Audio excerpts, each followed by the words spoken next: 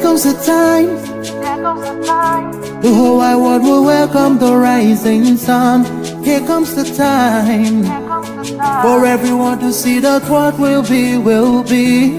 This is the time for you and I to stand together as one. Yeah. They will know, they will know.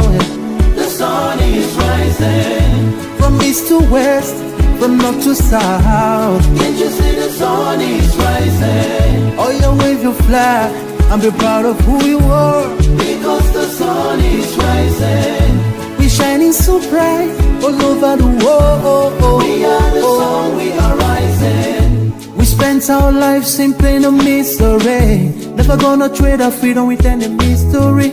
It's affecting our soul and it's killing us slow. With what we've been through, we are far from being good, but we are blessed by Chukwuka Biama. So we're never gonna give up. We're never gonna give up. There'll be light in the wind of a tunnel. It will shine so bright all time. The whole wide world will embrace us. Nobody can stop us, nobody can cage us, nobody can stand us, yeah. They will know, they will know.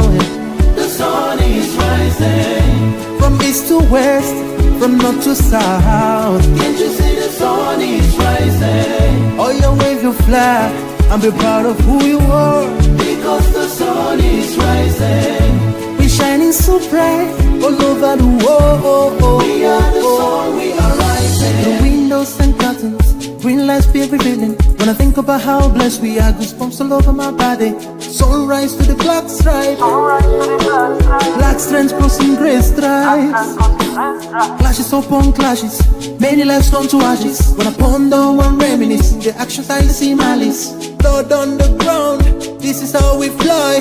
Our beautiful flag all around the world. Blood on the ground, this is how we fly. Our beautiful flag all around the world. We go carry the cross together. We walk through to Zion. We stumble, we rise. How the victory was done. They will know, they will know. The sun is rising from east to west, from north to south. Can't you see the sun is rising? I still wave your flag all over the world. Because the sun is rising. I still be shining so bright all over the world. We are the sun, we are rising. They will know, they will know, they will know. Keep our light shining. The sun is rising. Wave your flag anywhere you are. Keep our light shining. The sun is rising. Keep our light shining. The sun is rising. Freedom, freedom, yeah. The sun, we are rising.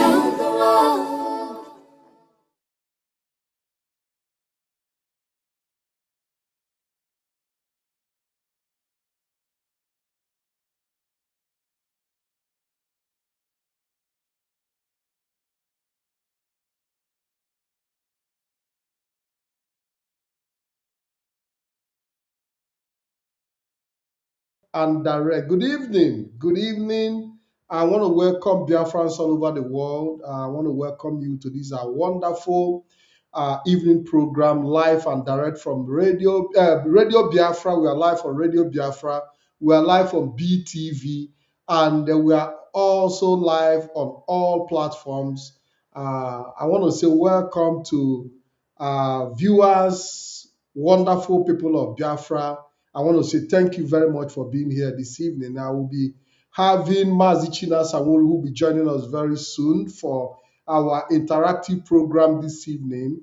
And it's going to be interaction between me and him, where we are going to discuss issues as regards to 30th May, fallen heroes and our heroines, and also we are going to talk about the issue of security in Biafra land and so many other issues as well that affect our people directly and indirectly. So as you are joining us, I want you to please call on your neighbors. I want you to please encourage people around you to tune into BTV Europe. And we are reaching you live from Veneto, Italy.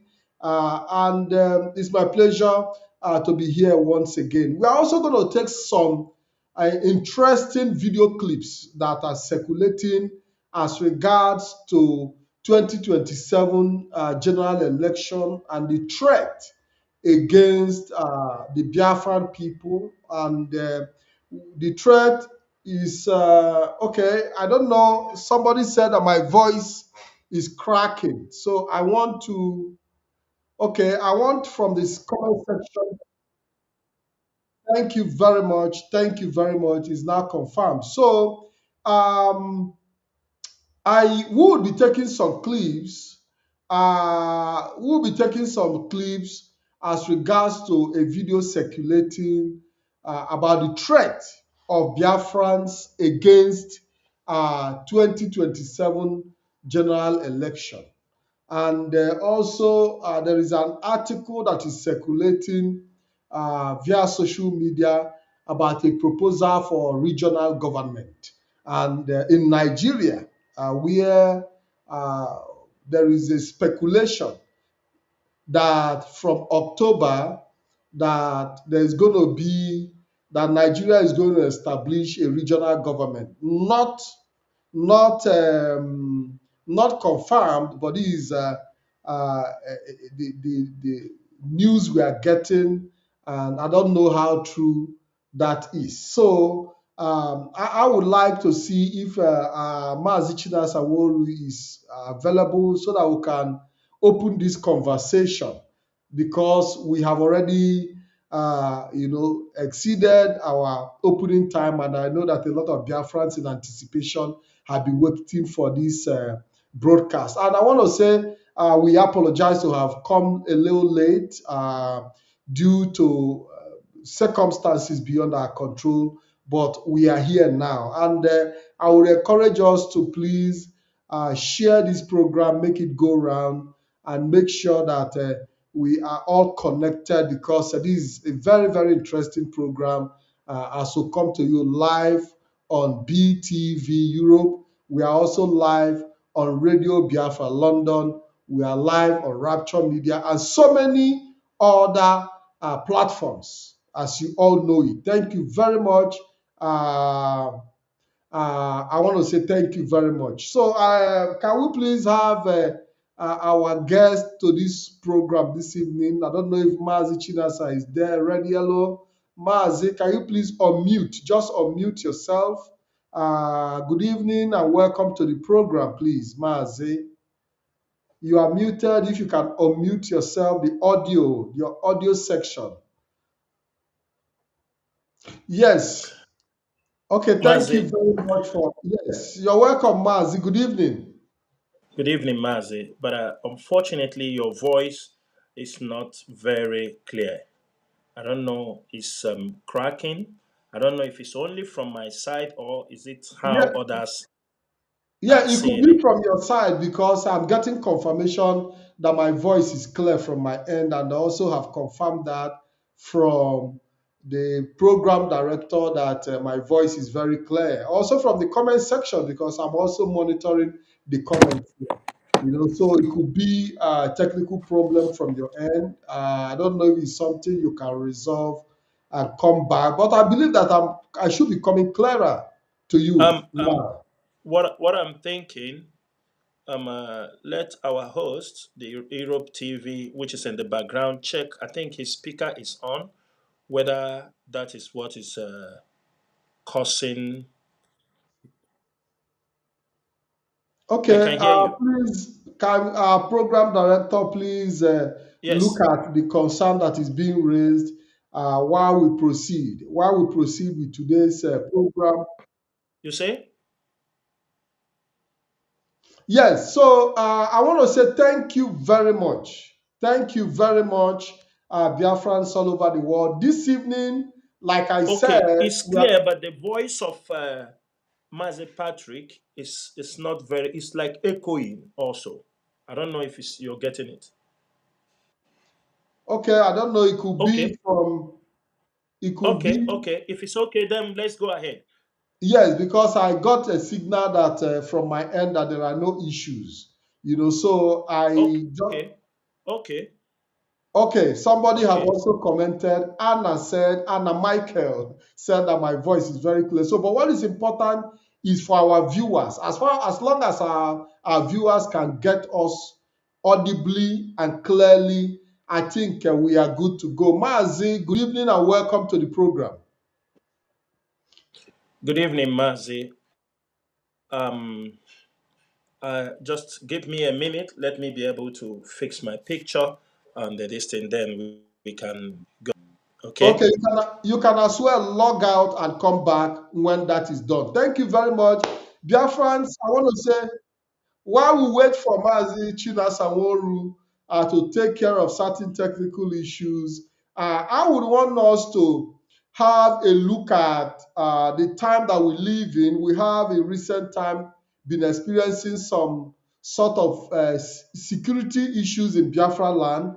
Is also going to be form part of our discourse this evening, and we are going to discuss the 30th May that is coming, which Mazi Chinasa Nworu have also promised to be back in a week time for us to be able to talk more in deeper details of the 30th of May, because he feels he has the obligation to reinforce that sense of understanding and belief in our people on the need to be participant in this 30th of May 2026, sorry, because it is very, very important for the movement, and it is very, very important for the struggle that we show participation this year, to send a clear message that we are still available, that we are still here, that we are still formidable, that we are not going back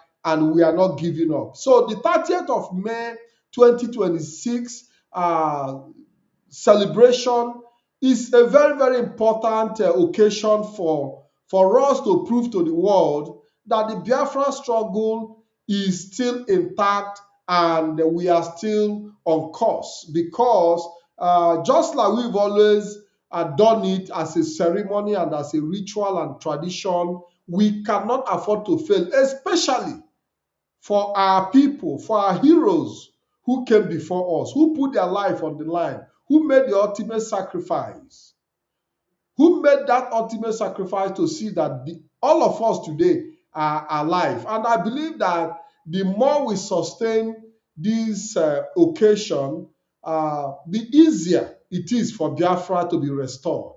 And I can guarantee that our effort will not be in vain. And that is why it is very, very important that principal officers of IPOB come in this period to reassure our people that they are still on course, because their reassurance will go a long way in building confidence in our people and also energizing and motivating our people in their continuation. I don't know if the issue have been taken care of. If it has been taken care of, I want Mazi Chinasa Nworu to be brought forward so that we can proceed with this conversation. Mazi, please unmute yourself. Let us continue. I'm getting clear signal that my voice is okay, and I think that is just all I need to know from. That is all I need to know from our viewers and our listeners. We are live on all platforms. Like I said, we are live on Radio Biafra. We are live on BTV Europe. We are live on Rapture Media. We are live on X, and we are also live on my Telegram Live. And I believe that a lot of our people are following us on X and on Telegram. And as you follow us, don't be selfish in sharing. Make sure that you share this program. Make sure you tag your friends so that everybody will participate in this program as we unload what we have come to deliver to Biafrans this evening. Mazi, you're welcome back. And I can see the logo of the Directorate of State on the screen. Thank you very much for being here, Mazi. our usual tradition is introduction. I know that you don't need much introduction any longer, but you can still go ahead and talk to Biafrans in the regular protocol if you wish to do so. Master Patrick, good evening. Wachineke. Thank you so much. The audio is cleared now, and I think I'm hearing you very clearly. Thank you so much for this wonderful program. Dear friends and all the lovers of freedom, my name is Mazi Chinasa Nworu. Mazi Chinasa Nworu served the indigenous people of Biafra as a member of the Directorate of State. And this evening, like I promised, and don't forget, Mazi Chinasa Nworu comes from Obingwa. Obingwa is in Aba province. This evening, like I promised, on the 1st of May, that I will be coming on air to speak to our people. I am here today to continue from the last broadcast we made, even though it's going to be more of a discussional program. And I will be here also next coming week. The next Saturday, I will also be live on BTV. I will be live on this program until the 30th May. I will be coming, and other members of the DOS will be coming, and the HOD, the head of the Directorate of State, will also be coming here on the 30th May. The time has not yet been approved so that the circulation, but be assured that Mazi Chike Doziem will be coming on this particular program, Radio Biafra BTV, on 30th May. So tonight, I am here to continue from where we stopped on 1st May. I'm here to continue to inform our people our responsibilities during this period, this month of Biafran anniversary. Thank you, Mazi. Thank you very much, Maz. It's a pleasure to have you. When you look at the comment section, Biafra people are excited to hear your voice as usual. And knowing that you'll be coming back in a week time also gives them a kind of mental and moral boost to know that you will be regular in this period until 30th of May, when we will also be expecting the head of Directorate of State, Mazi Chike Doziem, to appear on our program, because we've seen people say, "Oh, where is Mazi Chike Doziem? Where is Mazi Chike Doziem?" People want to hear from him, but I know that our people will be glad to directly hear from him as he addresses them on the 30th of May, as promised. Mazi, I want to start with the first question of the day. How are we preparing for 30th of May 2026? Thank you, Mazi Patrick. Thank you, Mazi. From the feedbacks we are getting from different coordinators, continental reps, we can see many countries now have secured their permit to protest, like we said on the 1st of May. Many countries have already started to release their flyers mentioning where they will be hosting the 30th May. United States was the first on the list that released their flyer. I have seen UK have also released, Italy, Japan, South Korea, I think Austria also. We are expecting many countries to send in their flyers for those who will be protesting. We are expecting them to send in their flyers so that it will be shared widely.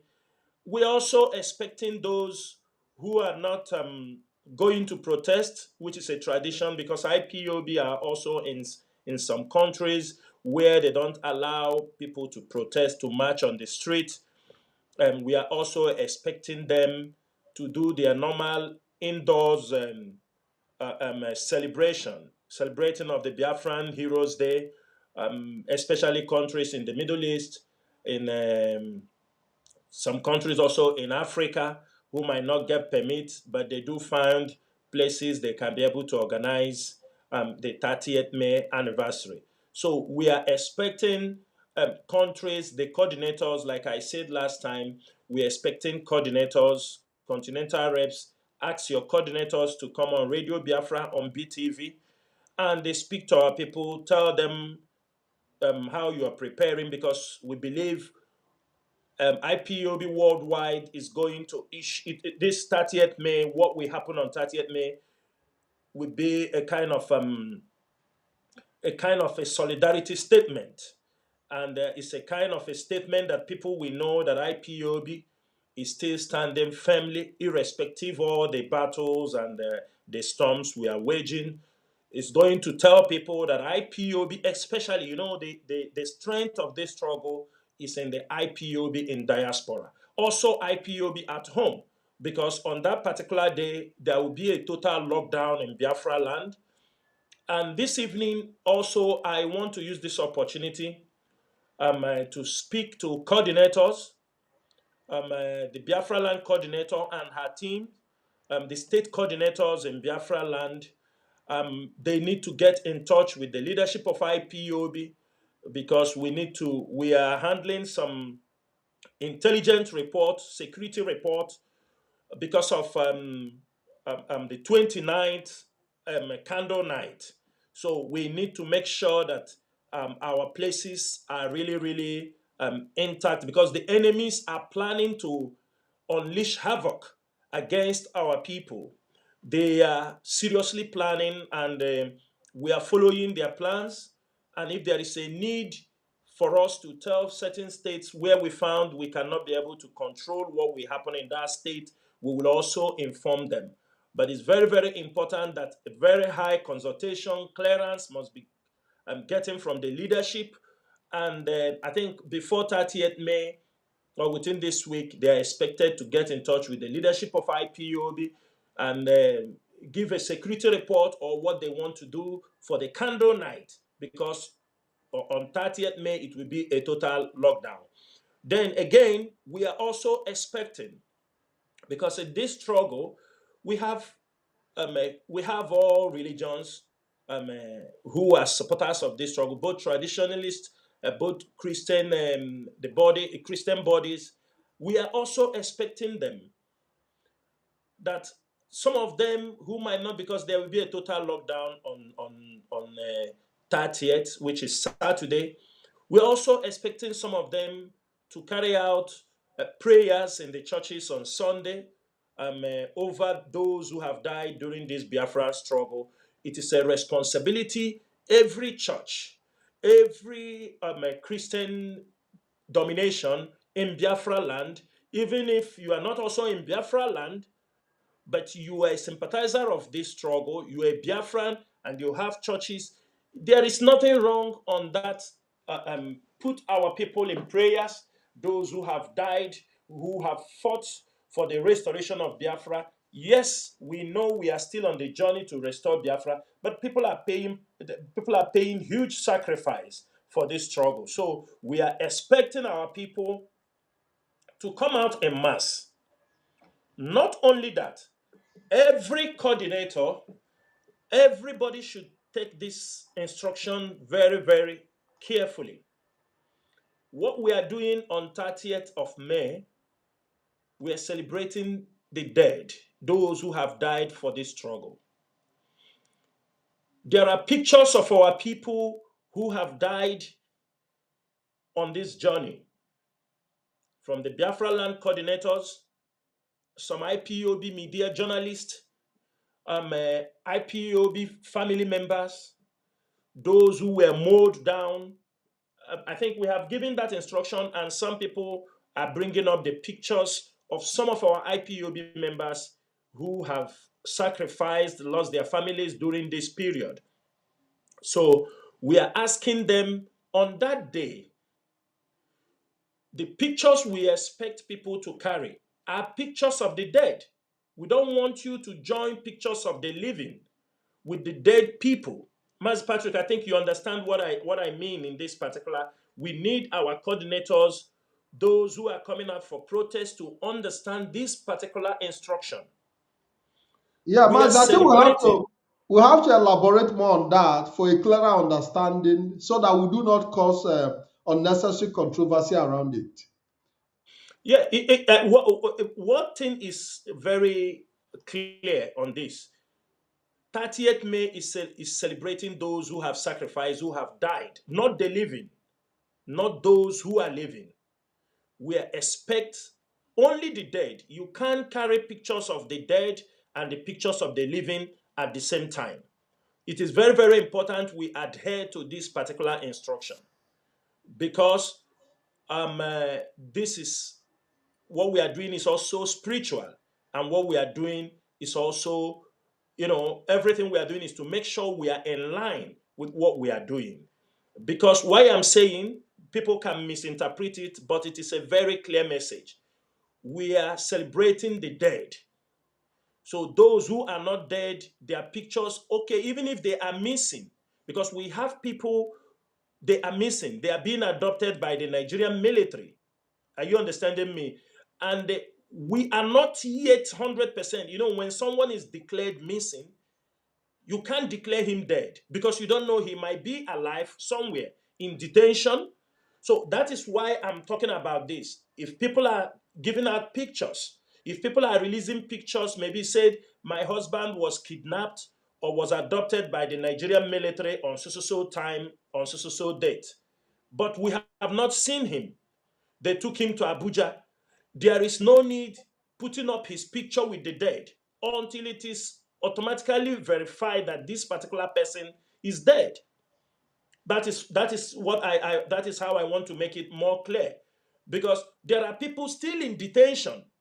Yes, we know they are in detention and we know they are alive, but some people have assumed that they are dead. For this reason, we want to be very, very careful so that we don't declare people who are living, do you understand me? We don't declare them dead while they are still alive. Is very, very important. That is the instruction on that particular one, because a lot of this commemoration is something we have to take serious. It is something we have um, uh, to gather the IPOB family back to what we are doing. Some people, it's always you found this kind of scenario when things are not moving very well. There are people who backslide. There are people who feel like they have lost hope. But we are telling them this night that all hope is not lost. So we are expecting Biafrans, sympathizers of Biafrans, friends of Biafrans. If you are Igbo communities that are in the country where you reside, invite them. Let them be part of this. What we are fighting is not just only for ourselves, not only for IPOB members. We are fighting for our people. Over 3.5 million people were killed, and they continue killing them till date. So that is the people we are trying to remember. Ndewo Mazi. Thank you very much. Like you said, it's important to elaborate on the issue of,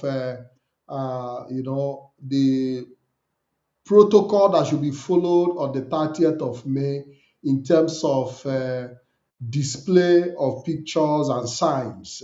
It's very, very important that our people get educated and enlightened and understand the purpose in which they are going on outing on the 30th of May. That is not just a jamboree. A lot of people will definitely engage in drinking and different kind of ceremonies, but it calls for a sober reflection. It calls for repositioning ourselves and repositioning the struggle. Using that period or that day as a day of self-reflection and looking into the future. Mazi, I think that there is still more messages that need to be sent to our people in Biafra land, because that is even where the core issue of 30th of May is. Because I believe that while those in the diaspora are performing and also enlightening their host countries about the 1967 to 70 genocide and also recent events of the massacre of IPOB members, in Biafra land in different locations. It is also very important that we share more light on Biafrans who are in the battlefield in Biafra land, who might, some might, might ignore the seat at home. Some might feel that the seat at home is no longer, because the battle that had been fought over seat at home. It's important that we re-educate our people that this seat at home of 30th of May is not like any other seat at home where people are mandated or forced or coerced. That if this is a voluntary seat at home, because nobody's going to go around the street chasing people to kill them because they are not sitting at home. But for them to have the understanding that 30th of May is sacrosanct and a day to be remembered for our people. Mazi, considering the kind of controversy sit at home have caused in these past few years, Mazi Chinasa. Thank you, Mazi. Thank you, Mazi. Patrick. Mazi Patrick.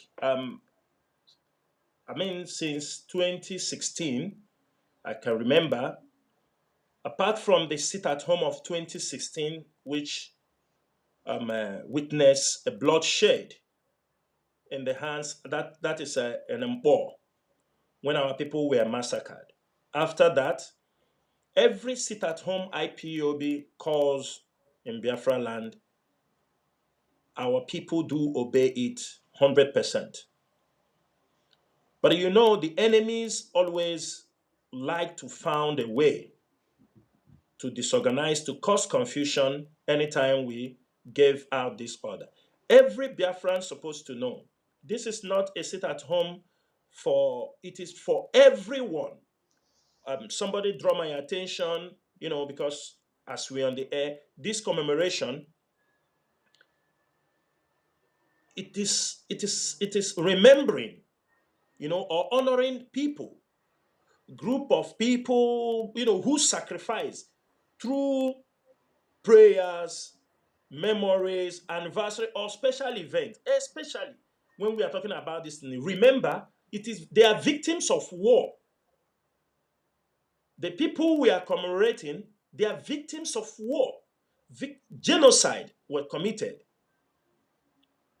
There is always like a church service. Since we do not have the opportunity to carry out a national commemoration day for our victims, that is why we are setting up this sit at home.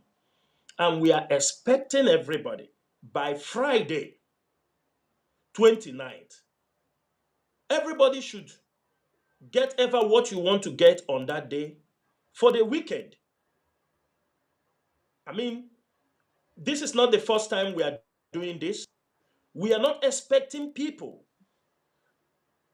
to be on the road, because on that day, the Nigerian government will also try to push the people. They will want to attack people to say that the sit at home was bloody. If you check our last year, couple of years back, the sit at home have always been very peaceful. Apart from this Monday sit at home that, the enemies hijacked. Presently, the leadership have informed the governors of the region, traditional rulers, transport workers, they have been informed.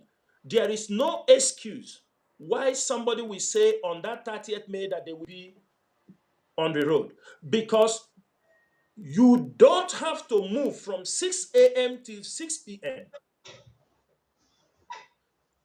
We don't supposed to even say these things from every time, because everybody's supposed to know this is the tradition until Biafra is restored.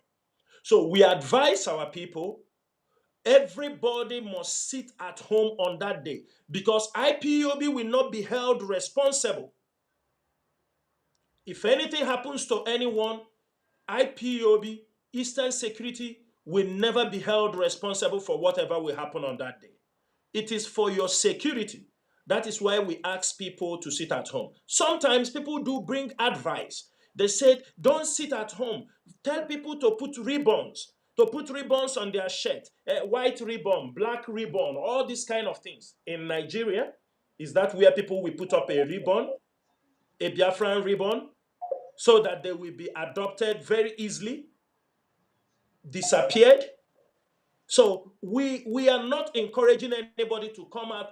There will be no program, no church program, no business program, no football playing ground. Nobody is expected to be on the road from 6 p.m. Don't say, let us play football in our near our yard. Let us play this thing. That is a day of sober reflection. Prayer for the victims of Biafran civil war and those who are agitating for Biafra restoration. So, Mazi, that is exactly what they have to know. That is what our people in Biafra land are supposed to know.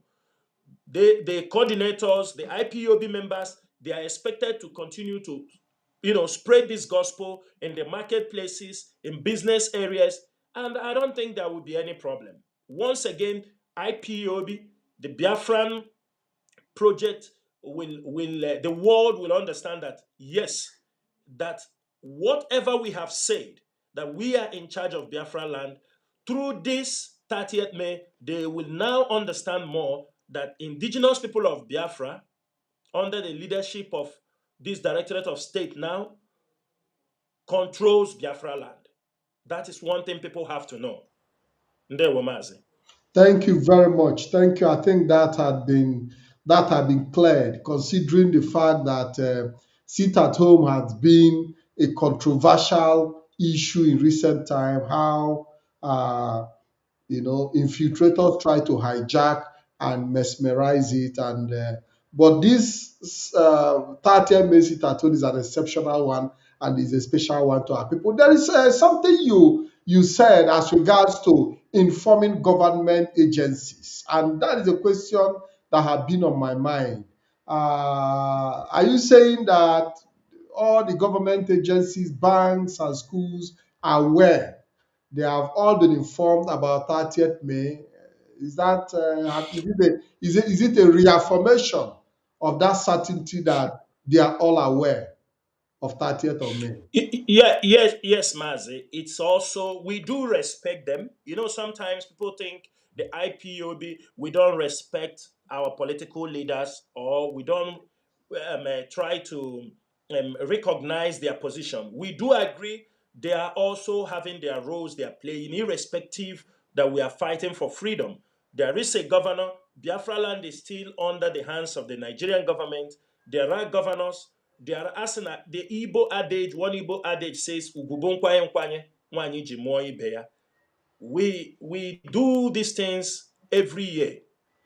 This year we didn't write to WAEC because this exam, I think there was no examination on that Saturday. Do you understand me? For that reason, we didn't write to WAEC because we normally write to WAEC, tell them not to fix exams on our 30th May. But I can tell you the leadership have sent out the official letters to these governors, traditional rulers.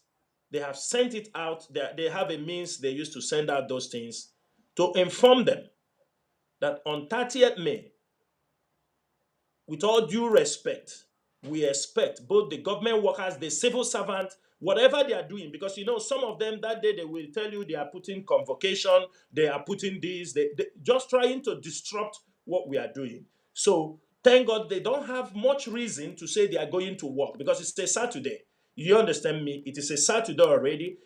So some of them may want to put up some program, political rallies, all these kind of things, just to thwart the plan, so that the Nigerian medias will come up to tell you it was not 100%. It was not 100% order. People refused, didn't obey what IPOB said. So I think they are all in a better position to understand where we are coming from. That the commemoration of our fallen heroes is non-negotiable. Since they cannot be doing it, it is IPOB who have started this, and we will continue to do it until Biafra is restored. Thank you, Maz. And I also think that the Biafran political class also owe it to our heroes, because they are even supposed to be championing, like you said, but for the fact that they haven't met up to that obligation, and they are being reminded. I think they also owe it to our heroes to respect that day as a day of recognition of the sacrifices made in the past, so that we don't make it political. It has nothing to do with politics. Thank you, Mazi Chinasa Nworu, for that. I want us to shift a little bit from the discussion of the seat at home, and because the seat at home also carries its own security implications, like you said earlier on. So we want to go Ma- into Ma- the yes, Mazi, can I come in? Your yes, go voice ahead. is cracking again. I don't Okay. know what is wrong. I don't know if I have to reconnect, but it's cracking. Can I reconnect? Okay, if you have to reconnect, you go out and come back again. Let's see Okay, if okay, yes, so like I was okay. saying, that the Igbo and the Biafran political class also own it as an obligation to recognize 30th of May as a day to honor our heroes, because they owe it as an obligation as well to remember our heroes on that day. So it's not just an IPOB, and it shouldn't be an IPOB thing, and it should not be politicized. It should not be politicized. It should not be used for politics. 30th of May should not be used as politics. So for me, it's important that the political office holders in our land, the Biafra land, all over Biafra land, understand that they owe it as a duty to remember our fallen heroes on the 30th of May. Nobody should, they are not even supposed to be getting letters. They are not supposed to be written. They are not supposed to be informed. They are supposed to be in the front line of this remembrance. Mazi Chinasa Nworu, you're welcome back again to the program. Let's talk about security in Biafra land. We've seen what happened in Futo where a few days ago, and the shooting that took place there. A lot of people are attributing it to Fulani herdsmen. But when you look at that event, normally the Fulani herdsmen move in the bush and they carry the cow. So how do we relate what happened in Futo Owerri to Fulani herdsmen? How do we reconcile such a report? Mazi, what happened? Am I coming out clear? Yes, 100%. What happened in Owerri and what will continue to happen in Owerri? Um, it's not only Fulani herdsmen. The Nigerian Boko Haram military, those repented Boko Haram, who have specialized in kidnapping in the northern part of Nigeria, and most of them have been sent to Biafra land of recent, they are also part of what is happening in Owerri. The military is part of what is happening in Owerri. You know, around those Obinze axes, all those areas going to Ngokwala, there are places the Fulanis are keeping cows. And towards evening time, I'm sure either some top military officers who are, what used to happen is that when some of these top military officers who are Fulanis, who are coming from the north, some of them, when they are posted out from the north to the east, maybe some of them have like 1,000 cows, they have all these kind of things. They will move those cows down to the east. They will move their cows, their personal cows, down to the east because they hope to sell them, grazing. Wherever they post them, the military, most of the Fulani militaries, they do control cows. So what is happening in Owerri is most of those cows, that is why every evening in those axes, especially in Imo State, you will see the military will come close to where those people are keeping the cows. The military will park their van there from like 5 in the evening. It's a kind of, the military officers send their men to go to protect those people. Within this period, they bring in their cars, which they will leave by tomorrow morning. Within this period, they are working in conjunction, in collaboration with all these Fulani herdsmen, the military they're working. That is when most of these kidnapping issues do happen. They hand them guns, they move in to go and bring in people and start negotiating. The military are involved. What is happening presently in Owerri? The military are involved. This is what they have been doing. They were doing it in Olo, all these things. The military, they were doing all sorts of things. They import people. Now, they have nobody to kill in Olo any longer. One thing is this. Sometimes, yes, some people may say it is wrong if we say this kind of things. But sometimes our people also need to learn in a hard way. Because you come on social media, you see people from Imo State. For the past, not only from Imo State, those who are against IPOB, who are against what IPOB is championing for, you see them coming up and claiming that Fulani herdsmen have never disturbed anybody in Imo State. You see them, they boast about it. They talk about it as if they will tell you it is an IPOB propaganda that Fulanis don't disturb because everybody is living at peace. Because everywhere is at peace, they don't know. And I can tell you, Mazi, you see what is happening from that area. I can tell you something because of sabotage, the ESN command in that axis, who have been protecting that axis, have been moved. I can tell you that for the past 1 month, do you understand me? In that axis that controls the Ngokwala, controls why all those things have not been happening, they have been reassigned to another place because of sabotage, because of certain things that happened. And the moment they have been moved out, you can see what is happening in that place. Mas, I can tell you one thing. I can tell you for the past 5 years since ESN was launched, the Fulani herdsmen do not fear any security apparatus in Nigeria, from the military to the police to the forest guard. They only fear the Eastern Security Network. They don't fear anybody because they are in the military. They are in the police. Their people are in the DSS. It is only Eastern Security Network that they don't have any access. It is not being controlled by the federal government or state government. That is why when they know that whenever Eastern Security Network meets them in the bushes, they will never escape. So if you watch out, not only in Imo State, watch out what is happening also in Rivers State. I think you can see before now in Rivers State also, you see the Fulani herdsmen.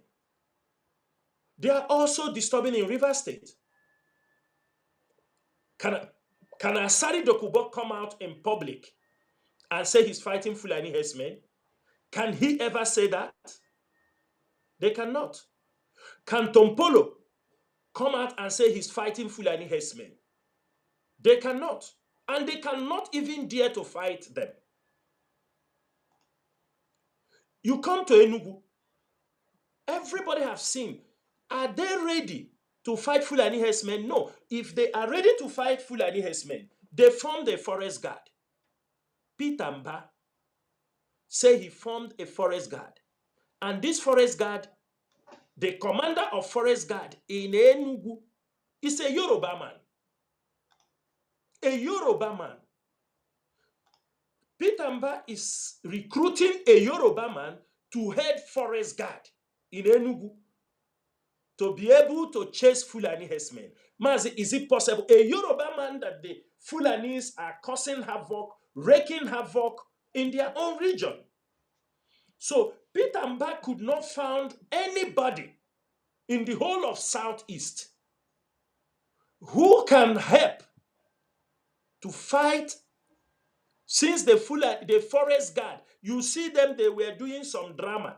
Last time they are marching, making this is the Arabic people call it harakat. They doing those things for what? Now, Mazi What are they Chinasa, can doing I it for? ask you, the Forest Guard, is it a federal government agency or a state instituted authority?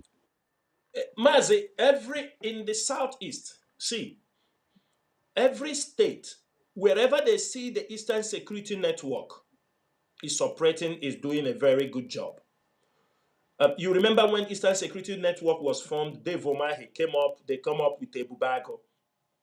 The Ebubago formed in Ebonyi State.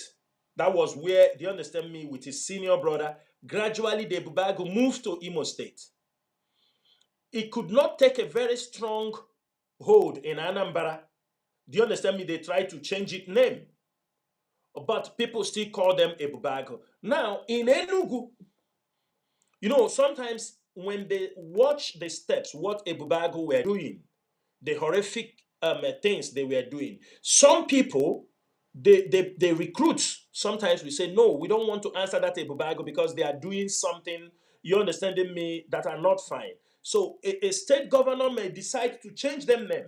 Just like Soludo, he called Udogache, you understanding me, are they really bringing peace?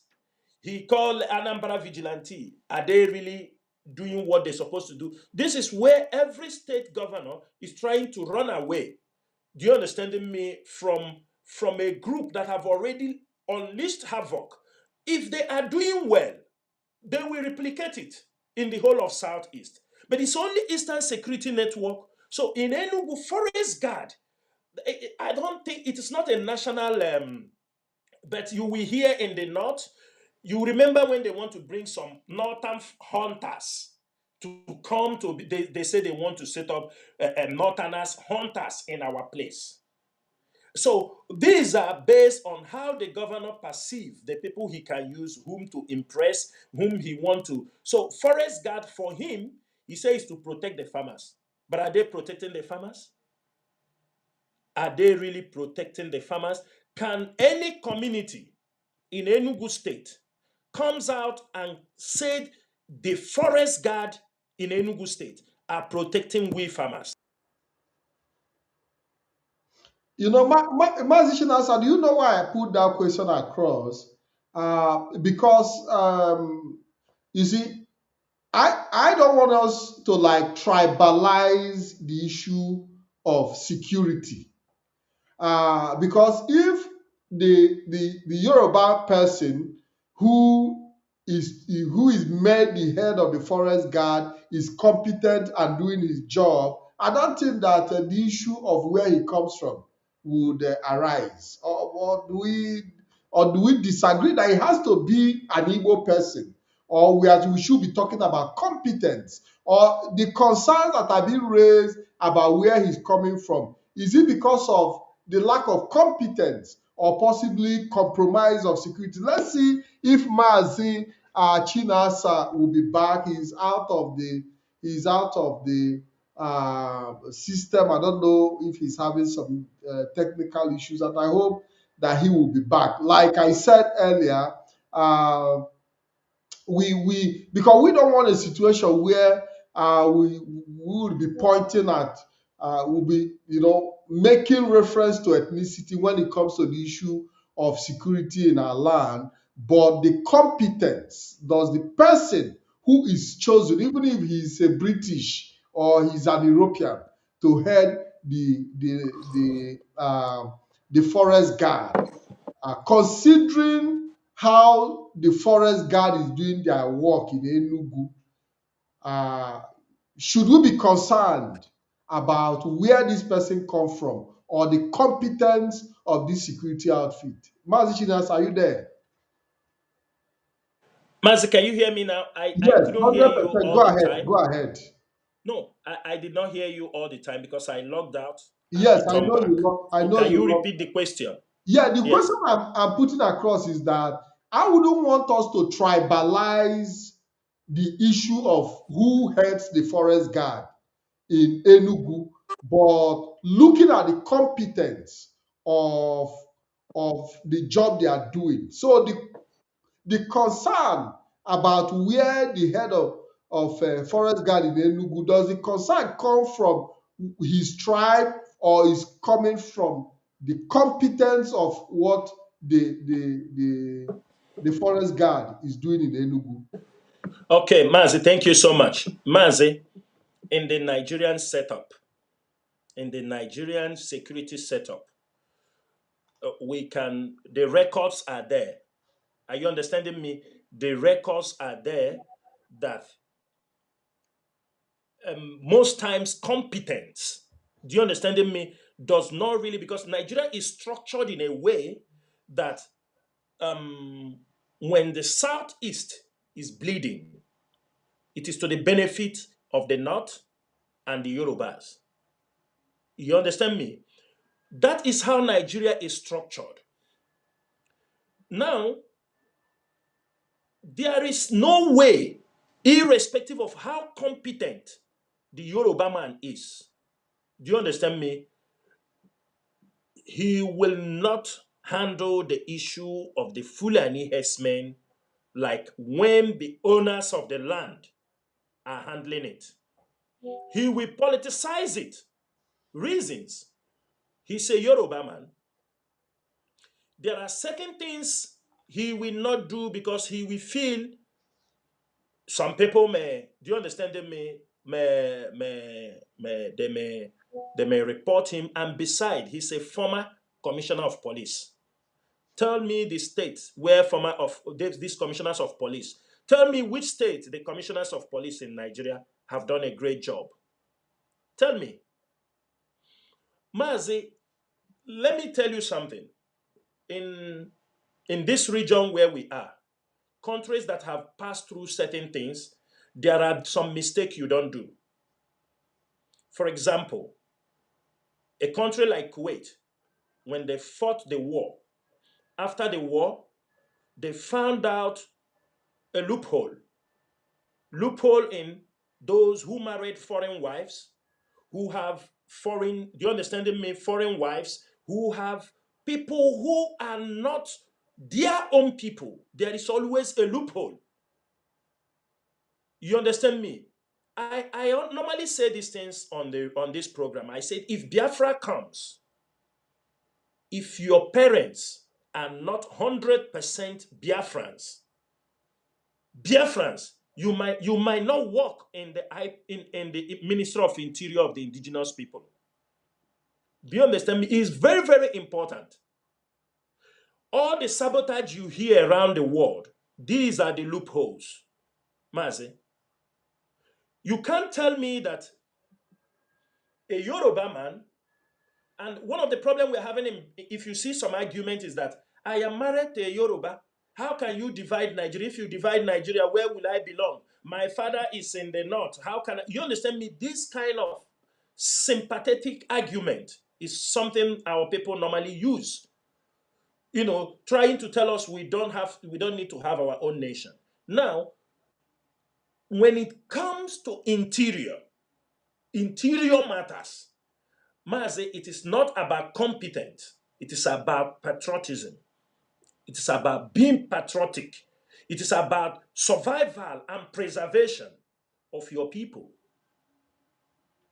Do you understand me? So the Yoruba man can be competent in what he's doing, but the issue we are dealing in Biafra land needs people that will understand our side of the story. That the Fulanis, if you come to Enugu Mazi, do you know that many of our ladies in Uzunwane, Enugu, in most of those places in Soka, they are now married to Fulanis. Are you understanding me? They are married to Fulanis. Their children are now speaking Igbos, living among ourselves. Mazi, this kind of people, when they grow up, they are a danger to any country, do you understand me, that is trying to fight for their survival. They will be saying, my father is Fulani, my mother is Igbo. if you walk towards these people, if you walk through these people, Mazi, this is the kind of people deep cell. Do you understand me? A sleeper cell. Yeah, This Mazi, is you're where they right. build them. Because there is a young man that came on social media recently with shouting at the top of his lungs that he has been fighting against Fulani, but recently that the mother told him that his father is actually Fulani. But that is Thank you. another point that we are also going to look at. You know, why I ask you the issue of competence and the issue of tribalizing internal security is for us to have a clear picture. Because when you talk about Yoruba man, many people might not be able to get the clear, Exactly. you know, so that is Exactly. why I came Yeah. with the question. So I will be able to have a clear, concept of this discussion, that it is not about tribalism, but It's it not is also, tribalism. yeah, that it is also about somebody who understands the terrain. Because somebody who comes from outside might not understand the terrain, might not understand the geography of The Enugu. danger, So the you, danger that so you lies need, ahead. yeah, so you need an indigenous person who understand the terrain, who understand the geography of his state to manage and handle security effectively. So it's important that, and that is the reason, because this platform is international. We are reaching out to the global community. So it's important that when we make certain discussions, we point more light for clarification so that it doesn't sound tribalistic or, Yes. Yes. so for me, it's important that we clear some of these issues. Now, Mazi, let's see how we can shift a little bit into the politics of Biafra land. We have seen political activities going on as well in Biafra land. Come 2027 election, we've seen threats from certain quarters to the life of our people. And I would have loved that our technical director pull up a video of the Afenifere. I don't know if he's an Afenifere representative or if he's a Yoruba person threatening, genocide against Ndi Igbo and Biafrans if Tinubu loses 2027 election. Let's see. Let us do voting based on content of policy, content of governance. Voting to just put somebody there, Mr. President, Your Excellency, GCFR, MFR, CFR, everything is just doing damage to society. But this time now, we cannot recover from it. Somebody has to come up to say enough is enough. If I get you right, Doc, what you're saying is that regardless of whatever tickets the opposition throws up and they go up against the incumbent government, even if they win, we should not expect any substantial or remarkable difference. In fact, it will cause the greatest damage to the polity because it's not. I mean, let's go raw. I don't sugarcoat it. It's assumed what we have now is the turn of the South. Turn of the South, turn of the Southwest. If Obi and Kwaso had to come in and obliterate the Southern second term, the war between the Yorubas and the Igbos will go to the nearest, to the highest level. That, the Igbos connive with the North to cut out Tinubu. But Tinubu is not performing. No saying Yoruba person will defend Tinubu, but this time next year, if it happens, we will be playing with Rwanda between the Igbos and the Yorubas. That the Igbos will machinate, will make effort to uproot what is so-called Yoruba price. It's not deserving, it's not worthy, but in the street, people should think about the implications of it. And I'm worried about what will happen if an Obi gets northern support and cuts out Tinubu for a second term, which Yorubas wrongly, not meritorily believe is their turn. Something will have to happen next year. I don't want to think about it, but then whatever you sow, you reap. Sir, let's interrogate this, because it's a very delicate but very interesting. It's a fact. It's a very interesting conversation we must have to educate the people. Part of what the media does is to enlighten, inform the people, because there are millions out there who are not informed. Yeah. And who are swayed essentially by emotions, raw emotions, sentiments. Yeah. Sir, and I'm glad that both of us are from the same part of this country. Yeah. In fact, more or less, you are from the part where my mother comes from. Yeah. So I'm half of you. Sir, how can the Yorubas, in all good conscience, claim that the presidency should come to them? Because in this Fourth Republic, 27 years, we have had a Yoruba president for 8 years. Certainly. We have had a Yoruba vice president for 8 years. Now we now have a Yoruba president again, doing almost four years now. Whereas in these 27 years, an Igbo man has never even been vice president, let alone president. I don't even want to go back. That when was the last time an Igbo person even held president, whatever? So my question, sir, what right, legally speaking, does the Yoruba have to be saying somebody kick them out and do whatever? Can you speak to this, sir? On merit, APC government offshoot of Buhari, which Tinubu has accepted, as around the country aground. If we are sincere, we focus on policy and governance. But since we have everything in Nigeria is about raw emotions, I can understand how a Yoruba person who is not schooled will say, an Igbo man stopped whatever. Awolowo will not become premier. They will go back to 1959. Awolowo offered to the Igbos to be Minister of Finance. Igbos refused. Michael Kwara even said he would regret till his dying days for advising Zik not to form coalition with Awolowo. We have to go back to that history. So, if Zik refused Awolowo offer those days, and we are now in 2027, it takes an Obi to knock out, without premise, the entitlement of Yorubas to second term of presidency. It's a dangerous thing. I don't believe in it. That's why many of us will converse, Mr. President Tinubu, one term is enough. Live honorably, live with your prestige intact. Restructure Nigeria. I've said so on Arise News, where your sister station. October 1 is a good time. You've said so here even. October 1 is a good time.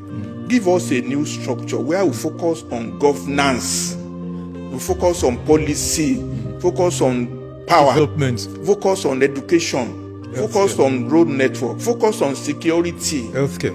But if you continue this way, people begin talking about primordial sentiments, and some Yorubas would like to go to Igbo of this world who say, you are disgracing Tinubu by cutting from second term. We're never going to take it. Now, the Igbo is not getting 1 penny from whoever. We are not getting 1 penny from Tinubu now. But I'm speaking to the people out there. Let's prevail on Tinubu. The solution to our problem now, to bring temperature down, is for him to agree to step. It's not very easy. Let him do Mandela card.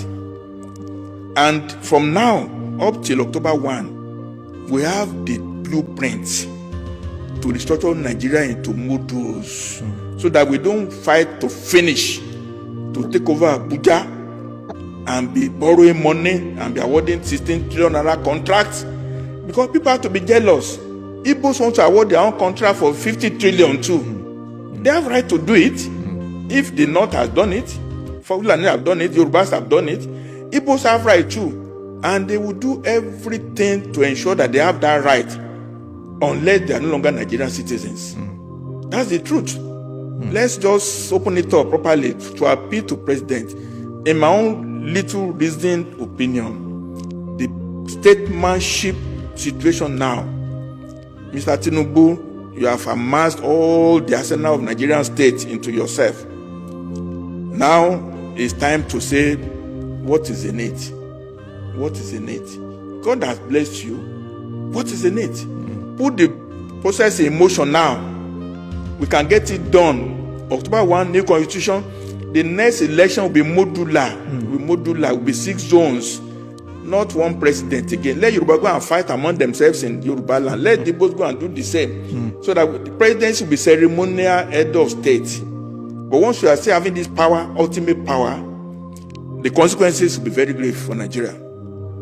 Doc, I'm sure one thing you and I can agree on, and a few Nigerians out there who are informed, is that it's obvious now that the president will not take this advice. No. The horse has bolted already from No, you can know. In all honesty, human beings, if he has the chance to listen to this channel, there's time for human beings to reflect. The prodigal son came to a point in the Bible. I'm a Christian. I know he's a Muslim. His wife will talk to him. Prodigal son came to a point where he said, look, I better just do 180 degrees course. It is not late for this message to get to him that the damage he will do to Nigeria, to subdue and make sure the Igbo don't have a chance in this time, the effect will be so much. And if he wins, problem. If he loses, problem. Better to set up the stage. Okay, sir. And if Obi also comes and number 1 ticket, it means the Igbos have come. And they'll be ruthless with their power, because for the first time, they'll be hungry for this power. And they can do anything. And I will support them. If they like to bring everybody from wherever to occupy positions, we have no mouth to talk. When they come, I will keep my mouth shut at that time. So, North versus South is a fact. If the North prevails and knock out Tinubu out, all the South will unite to say we have been let down, and the North is in control. And if we now come to the South, the Igbos happen to browbeat Tinubu and knock him out, Yoruba Igbo problem will emerge again in a ferocious manner. I can imagine it. Yes.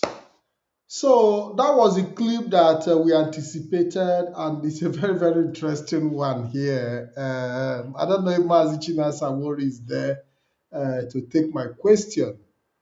Mazi, we've listened to the clip, and the clip started with threat until we started to understand the point that I don't even know his name, that the man was trying to make. How do you look at the entire concept and the kind of picture he tries to draw here, Mazi? Mazi, am I coming out clear? 100%. Go ahead. Mazi, this is a deceptive diplomatic way of, telling the public the intentions and underground plans of a people. Why did I say so? In Nigeria, and politicians, they rule by fear. First, he have dropped the bombshell. Forget about every other thing he have said. Is to be able to balance whatever he is saying. Telling you the time. He's also expressing their fears. If an Igbo man gets to power, what he will do, it will be like of a revenge of something they have done to the Igbos. This is fear. This is fear he's creating for their people. Because since Nigerian independence, there have not been, and since after the Civil War, no, say 50-something years today, no Igbo man. And they knew very well what they have done to the Igbos. So he's also trying to tell their people that if these people take up power, what they will do, of course, he will tell you, I cannot talk, I will support them. What do you want him to say? Is he going to say, I'm going to fight them? Who will say, the way Tinubu fixed people in the government? We will come for a radical change. They know. But one thing he is saying, and I totally agree with him, is if Peter Obi and the Kwankwaso comes together, automatically Tinubu will lose in the north.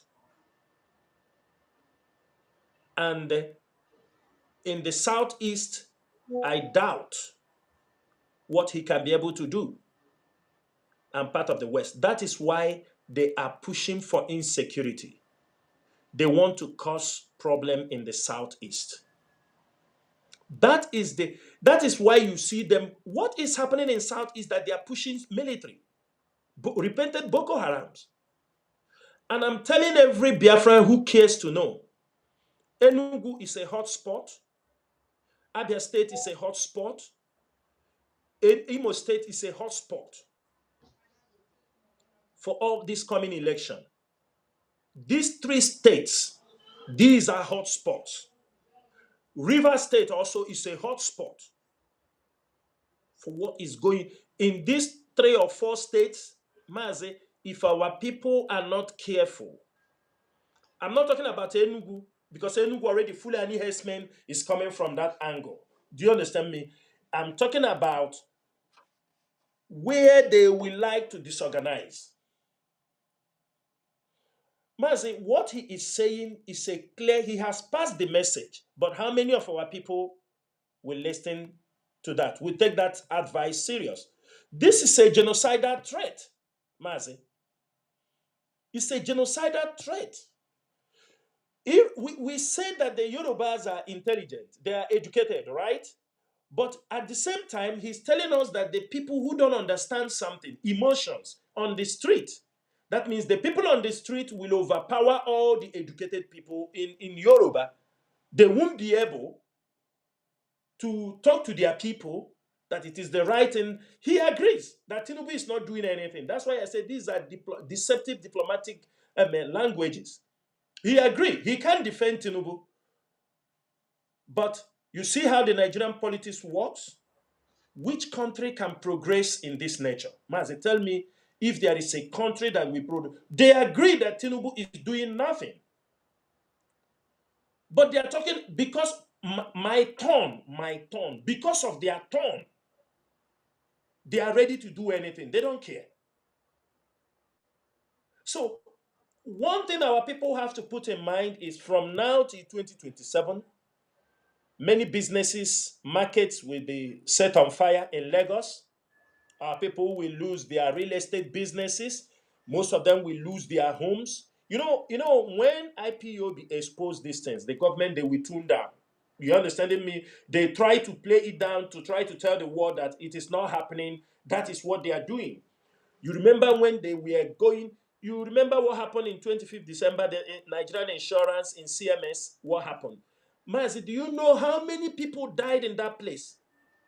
Even foreigners. They are paying. They are paying. Many people died in that building. They set it on fire. Many markets set on fire. You see these days, they don't want that news to be making around, going viral on social media, because it's giving a very wrong image. A very wrong image on what they are doing. So they try to tone it down.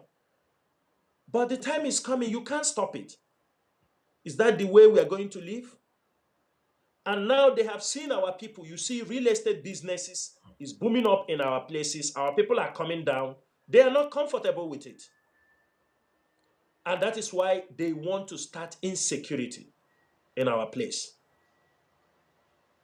Mazi, our Igbo people don't understand what is happening to them in Nigeria. They don't understand it.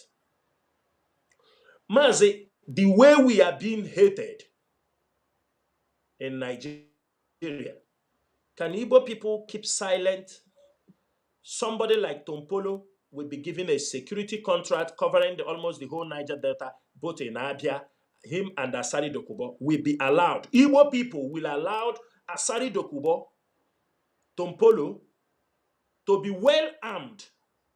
Do you understand me? When we are talking issues like this, when jihadists are coming into our land, when jihadists are killing people, but our Igbo people prefer to allow Asari Dokubo, an Islamist, to be in possession of arms. Nigeria government gave him the approval.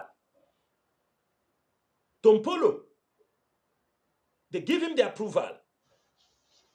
We are being surrounded by people with armed from the coastal region. We are being pursued from the north. Nobody cares about disarming these people. And the only Eastern Security Network we have in our region that are even trying to fight off these jihadists coming from the north, they are fighting them. They are fighting them day and night. Mazi, what this man just said is like onye mara aso ya suo n'ikwe, onye na-amaghị aso ya subiri apata, because he have given you a kind of an expo of what is about to come. That is what he just gave people an expo what is about to come. For him to say these things, these are discussions that have gone on in many palaces in the Yoruba land. You remember during election, those who will not vote Tinubu will be pushed inside the ocean, Atlantic Ocean. If not that we raise up and they make sure we screamed and shout before they tune it down. But nobody, none of them was being questioned. Mazi, there is problem until Igbo people understand that we cannot be developing places without having a backbone security, people who will be protecting what you have.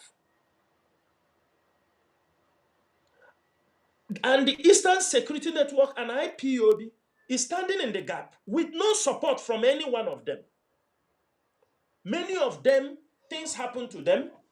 They can't talk, they can't speak, unless if only IPOB picks up the matter. Nobody can talk. So, Mazi, what this man have said is a serious issue that Biafrans and Igbos should take very, very serious. This audio is supposed to be cutted out, spread it, played it on Radio Biafra on many occasions for our people to understand what is coming. Because they believe, you remember when Buhari came out and said that the blood of babus and this thing will, if he don't get presidency, you see how many people that were killed? Anybody persecuted him? No. He became the president. So the same ideology that Tinubu has. He knows that he will kill to make sure he remains in power. They are not empowered to develop. They are not empowered to do anything. And we heard what he said about coming on 1st October to restructure Nigeria, put in 6 zones, and all these people, maybe they are looking a way out. They are now talking about regional police. Mazi, we are watching them. It's our duty to study all these things and know how serious they are. But I think one thing IPOB must do, and all the same, those who want the restoration of Biafra, is to make sure that we continue to push Nigeria. They will continue to make political mistakes. They will continue to get it wrong. Those things will facilitate the division of Nigeria. I am happy today that IPOB, through the awareness campaign, we have taught the Northerners, the Hausas, to learn how to stand up for themselves.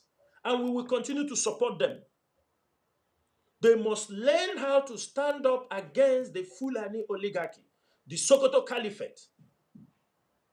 Because if you keep silent, this is sometimes, on social media, people don't understand why we push those awareness programs. You say leave them and talk about yourself. No, that is our offensive. It's our duty to educate those people, because if those people can rise up against them, it becomes a buffer zone for Biafra land. Because they can be able to wage the Fulanis while our place will be in peace. But our people don't understand all these things. Educate the people to rise up for themselves. Support them, irrespective of what the Middle Belterners have done to us. That is why IPOB took up the issue of the Christian genocide. We took it up. And today, most of them are rising to defend, because if they don't defend, they cross over to our place, they can even join the Fulanis. They can join them to even launch attacks against us. When it comes to war, they are not looking at your religion. They are not looking at it. They will find out something they will use to massacre you people. Our people should understand all these things. That when people are being hated, anything can be used to massacre them. Anything. Like what the man is saying, he's already afraid. Everybody is afraid that if an Igbo man becomes the president, they are already envisioning what he might do. They are already putting in their mind that he will come for revenge. Revenge of what? If they have not done anything wrong, they won't be talking about revenge. So they are already creating the atmosphere of fear around their people. Like what they did during the Civil War, that the Igbos want to dominate the people from the Bayelsa, the Jaws. The Igbos want to dominate. The Igbos want to take those states. The Igbos want to take this place. This fear now is what they are trying to sell to the public. But they made a mistake. IPOB is here. It is our duty to educate both our people and Nigerians. That is why we tell our people, we want our people to be very, very on high alert on things happening in Nigeria. When you trade, you do your trading, you go for your businesses, even in your business premises, don't only go there when you have time, discuss politics, things that affect me and you. You don't finish from the market, you go to the beer parlor to drink and they shout and do you understand me? Discuss politics. You go back to your family houses, discuss politics. The time you bring out and pray for 1 hour, for 2 hours, very early in the morning, very evening, when you go out to the marketplaces, when there are no businesses, use that opportunity, educate people on politics. Be real, be honest, engage in genuine conversation. Don't only just, do you understand me? This man have said, no, everybody have a telephone in his hand. You can research by yourself. Mazi, that is the only way we are going to defeat these people. He spoke about emotions, and that is how Nigerians work. Nigerians are emotional beings. And that is what we are facing also in this struggle today. Emotions have blindfolded many of our people. They are not objectives in their argument, forgetting that we are fighting for freedom. Anybody can fall tomorrow. When that person falls, is it going to stop the restoration of Biafra? There are people who have died in this struggle. Is it stopping the restoration of Biafra? No. So it is very important that what this man said, that our people should take it serious. All our media personnel, those who come on social media, this is a point that they're supposed to discuss about. Draw the attention of our people. Do not neglect this. These are threats. These are real threats. You don't expect him to come out and say, if Tinubu lose, we are going to do like this, we are going to do like that. But he has, Don't expect. But he has said it already. How do you That's want what him I'm to saying. say? So he has passed the message. He has passed the message. And people will say he won't do anything. Forget that thing he's saying. When it is happening, we were here last December, people, two brothers, three brothers, they died where they were. The earlier our people understand that the way they are being hated in Nigeria, they are people that can never. Mazi, let's even look at 2023 election.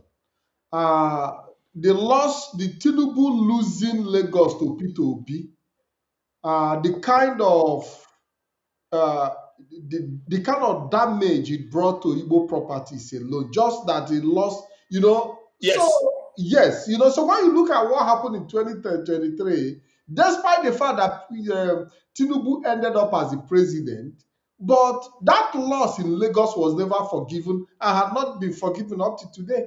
till death, till death, till death. And imagine when he lose the presidency, his second term, his second tenure, what do you think will happen? They will go on the street. And he said the Yorubas will never forgive the Igbos. Said they will never.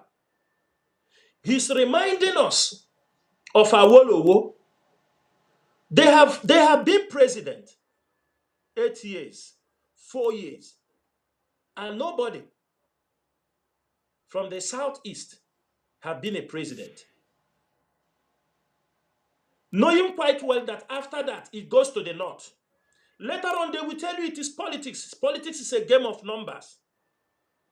You understanding me? They will tell you it is politics. I'm not leaving it for this person, it is for the South. So, Mazi, the question I'm asking is this kind of is this sort of entitlement mentality? It is. It is. The way Nigeria is structured is entitlement mentality. It is their turn, and there is nothing you can do about it.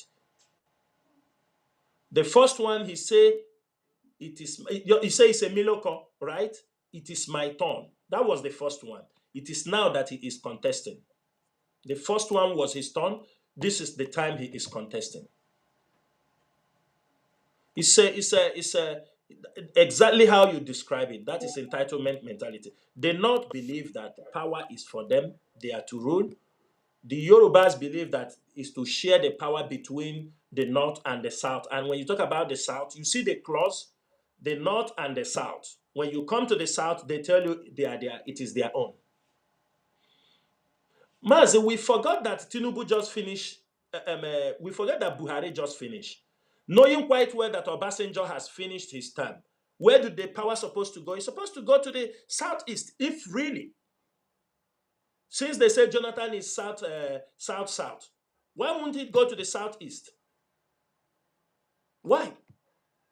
So these are realities. Our people should learn how to understand that Nigeria will never work for us. The only solution is a peaceful dissolution of Nigeria through a referendum. Through a referendum. That is the only solution, Mazi. Ndewo. Now, let us look at his proposal for a regional government. Um, and he said that by October that there is a proposal for regional government. Do you think that Tinubu could, out of pressure or fear of losing 2027, decide to adopt this regional government proposal? Maybe out of fear of maybe having Yes. understood Yes. that he might be losing in 2027, Yes. decide to now say, okay, instead of me to lose, let every region go autonomy. Do you think there is a possibility in that direction? Mazi, they said you can't find a man's mind through construction of his face. The Nigerian politics is very dirty. The Nigerian politics, you know why we don't interfere so much? For us fighting for freedom, why we don't interfere so much on their politics is how dirty the Nigerian politics is. You understanding me? And you can't be a freedom fighter, really looking for freedom, and also at the same time, even though what we are doing is political, but if you devote yourself trying to pacify the way politics is being run in Nigeria, and at the same time to carry the agitation of Biafra, I'm telling you, you will lose out completely. You will lose from the both sides. Because what Tinubu is planning could be possible out of fear and pressure.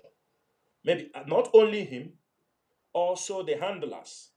You understanding me? Instead of Nigeria to break through pieces, they will go towards that, hoping to use it to pacify the agitators, which is the Biafran agitators, and the Yorubas that they may rise up. Do you understand me? Trying for them to all, because he's still going to play that card of the Yoruba secessionists. He's still going to play the card. Now, for we Biafrans, I don't think we are so much interested in the regional government. We want a complete, let's solve the problem once and for all. Go for a referendum. Do you understand me? And divide, let every part of the country goes their way. Irrespective of economic interest, many Western world by hold. All these things, people can sit on the table and redraft. Do you understand me? And change all these things. It is all about, it have happened in other places. It happened in South Sudan and happened in Yugoslavia, USSR. There is always a way to sort these things out. Because, number one, we have been in a regional government before. You understand me? And they shuttled it out. The same thing happened in Ambazonia. You remember that the Southwest Cameroon, they were like on a regional government. It's just a matter of time. The government also will twist it and they will return back to the same, to the same place that you are. Because it just need one another government to come and start planning how to reshuffle all those things again. We go back to square one again. In 1967, or after the independence, I think it was regional. You understand me? People were, and they shuffle it. They make sure that they destroy that regional government. If you ask them, they will tell you it is Agui Ronsi that came and destroyed. Who do you think they will use? They will use your own people. They fought the war. They used Gowan. Even if tomorrow they will bring somebody who will say, no, we want one Nigeria. They can use even Peter Obi. Like this election, Peter Obi can still stand there and tell you, I want one Nigeria. I don't want, you understand me? I don't want Biafra. So, Mazi, are you saying that regional government does not guarantee total independence? Mazi, regional government is like a semi-autonomy. Do you understand? It's like a semi-independent. We agree where you have, do you understand me? You can control your natural resources. You can, pay this thing to. But what I'm asking, with the way, because we have tried it before, and it was short. Do you think they won't do it again? That is the question. So if we are going to go to regional government, that tomorrow, after this government leaves, another government comes in, do you understand me, trying to shuffle it back again, there is no need. Do you understand my point? There is no need. So the Mazi, most important, okay, go ahead, because yes. there's a question I wanted to ask No, as regards the to. most important thing to save life, save all this crisis, for stability in the West African region, for protection of businesses, foreign business interests, let us go for a let us go for a full referendum. From the referendum, if there are businesses, there are things that we all own together, they can sit down on the table. Do you understand me? And share every part of, even if it is loans and all these things, they will sit down on table and sort these things out. It is not difficult because these are things that has been done in other places. When South Sudan and the Sudan divided, Even while they were on the process of dividing, the South Koreans were leading oil pipelines from South Sudan to Port Sudan.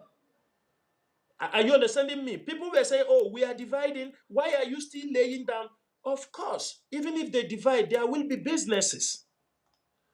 Maybe for the first 1 year or 2 years, there will be quarrel. We are not using the pipeline. You understand me? But as time goes on, those pipeline, these are investment. It will come on table and discuss them. Even if the North have laid pipelines from the South to the North, you're not going to say, no, maybe that is for some time. But after, you may sell oil to them. And those pipelines will serve as oil that you are using to transport their own oil to the North. Do you understand me? You can't say, I'm not going to give them oil, I'm not going to. All these things, they will come on the table. So there is no need of talking about the regional now, after all this crisis.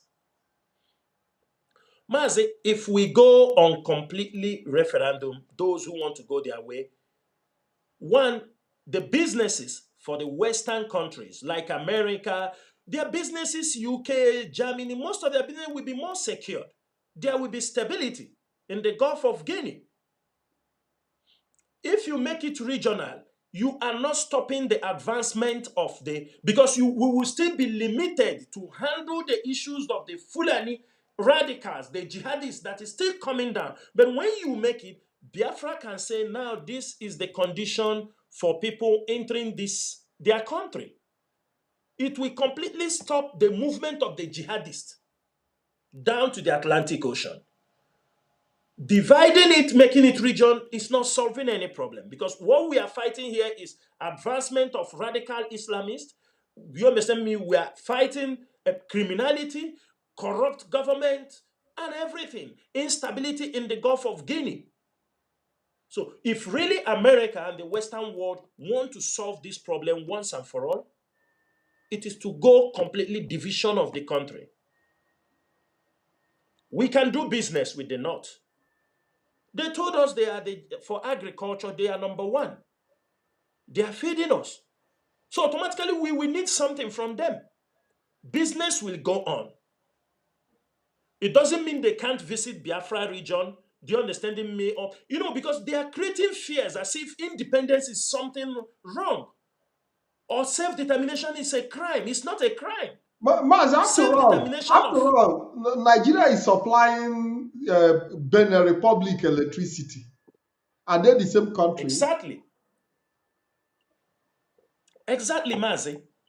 It is not going to, but it will bring development to the south. It will bring development in that Western region, or this West African region.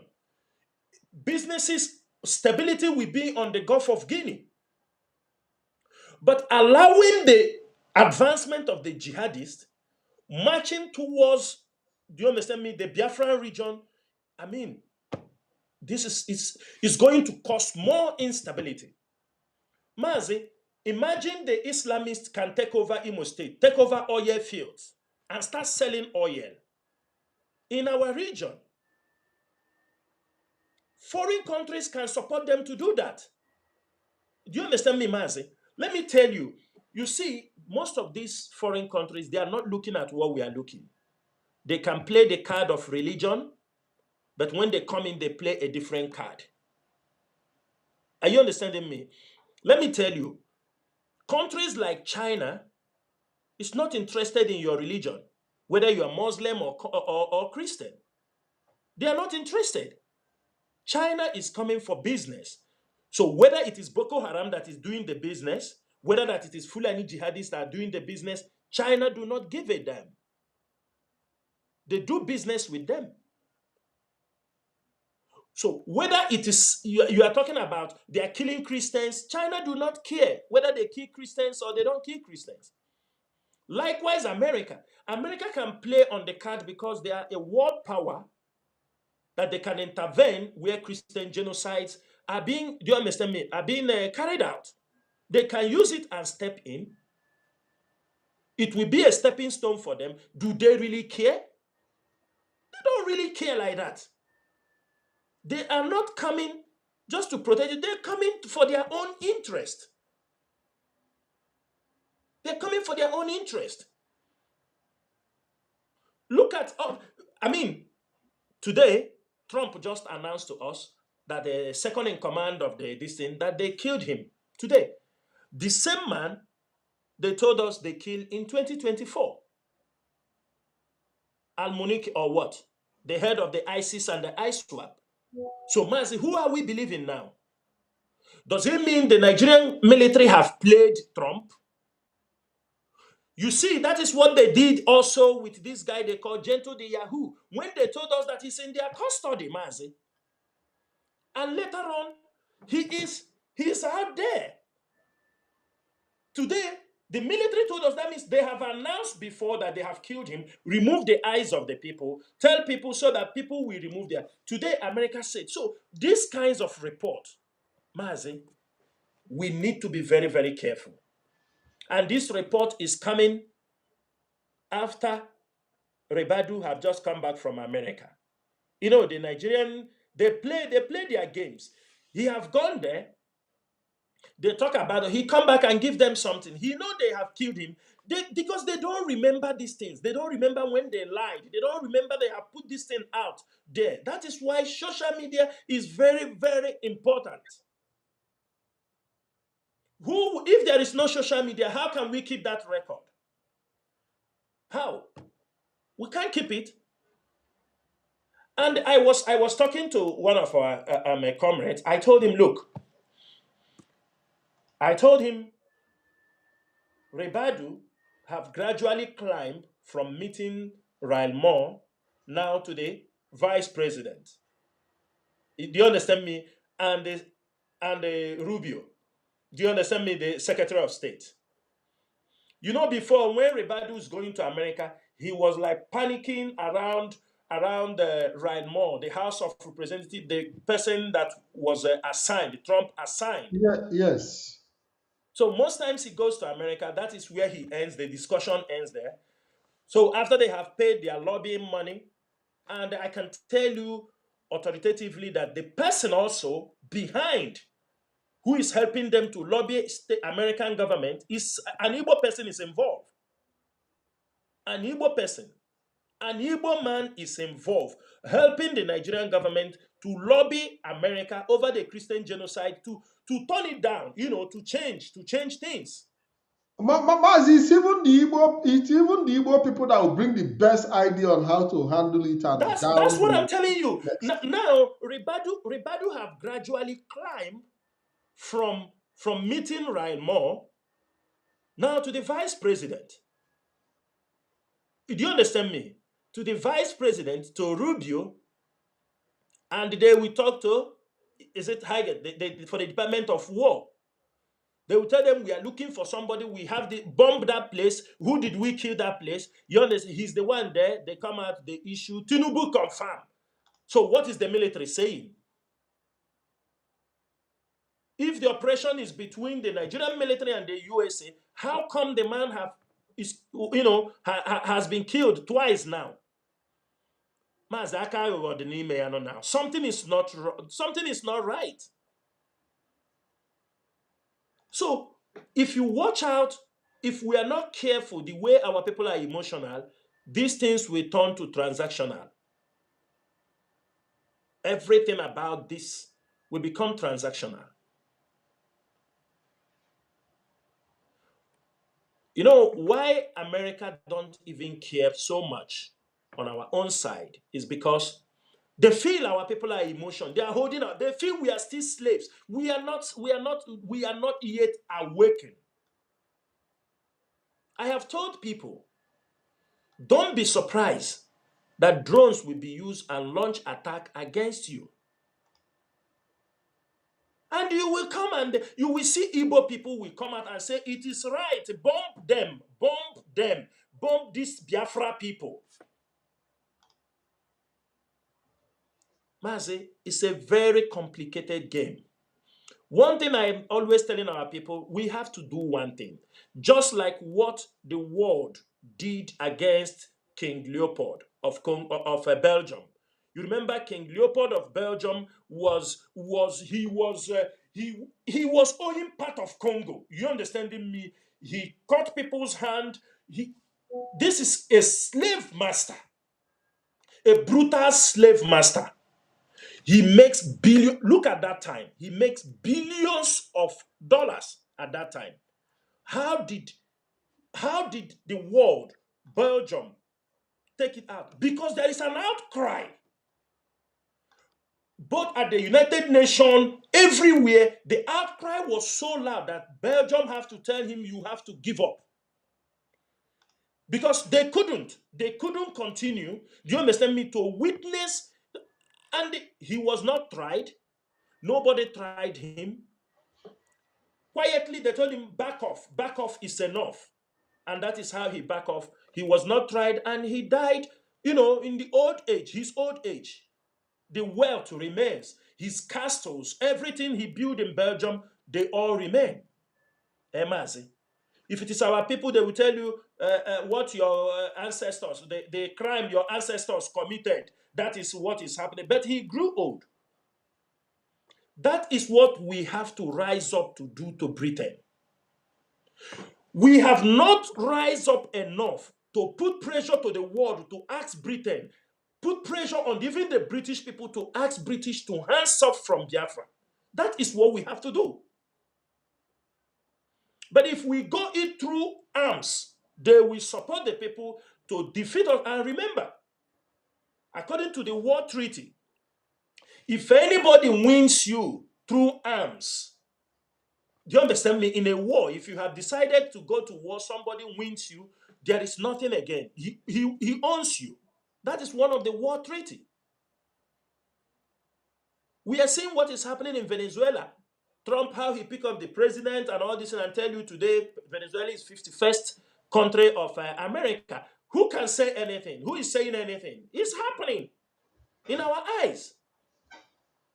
They will dictate what will happen in that land, just like as we lost the Biafran Civil War. Just like we lost the Biafran Civil War. I feel our people are not understanding what we are facing. We have to rise up. Biafrans in diaspora, that is why IPOB leadership is pushing to put up their structures in many countries, where we can be able, in the United Nations, in African Union, our voices must be heard. Britain must hands off from Biafran land. Britain must hands off from Nigeria, so that people can live at peace. We know America is also working in their back for their business interest. We know. But Britain must hands off. The evils that are being committed against our people, we must make sure we raise these issues to anywhere we have to, so they can back off. Put pressure on Nigeria. It's very, very important. But if we say we are going to go, yes, since we understand the tactics they are using the Fulani herdsmen, using the jihadists, trying to attack us, use them as a camouflage, attack us. They said, how did they say? They said,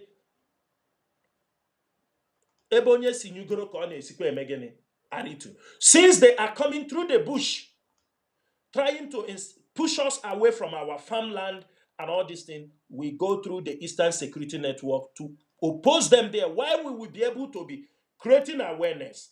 The civilians, the populations, wherever we are, nobody, no distractor. Nobody should distract us. You see what happened the last 4 years is people not understanding what we are doing. When you said, oh, we do it woto, kill this person, the Nigerian government is a killing machine. It is the Western breeded killing machines. Soldiers are Boko Harams. They will help you to kill. They will help you to kill. And when they help you to kill, the blame will be on you. And that is what happened. They help you to kill. You take responsibility. The Nigerian military will kill. They will bring in people. DSS will bring in people. They kill. They burn their houses. and you come out, you take responsibility. I did it. Mazi, if we understand how we can operate very intelligently, we will dislodge Nigeria, both at the international communities and even inside Nigeria. We must be consistent in what we are doing. That's why IPOB media team, we must be very, very focused. People should know that we are the one that we defend this struggle. We are the one that we bring the restoration of Biafra. It lies on the shoulder of these indigenous people of Biafra and her leadership. And let me make it very clear for those who are saying the Directorate of State for the Indigenous People of Biafra is in charge of this struggle. You can talk of whatever you like. The Indigenous People of Biafra Directorate of State is in charge of this movement. And that is why this struggle has survived. Many people I know, they have questions to ask, but don't worry, after the 30th May, we're going to host a program where many of you will come in to ask questions. But this is a special month that we are not going to use it to. We need people to be focused. We need our people to understand that this project is about Biafra restoration, not about an individual, not about me, not about you. Because we are not immortal. Any one of us can die, Mazi. Any one of us. So when I die, or somebody die, you allow the Biafra struggle to shut down? No way. In our presence, look at what happened in Iran. Leaders are wiped out. Leaders, Iranian leaders are wiped out.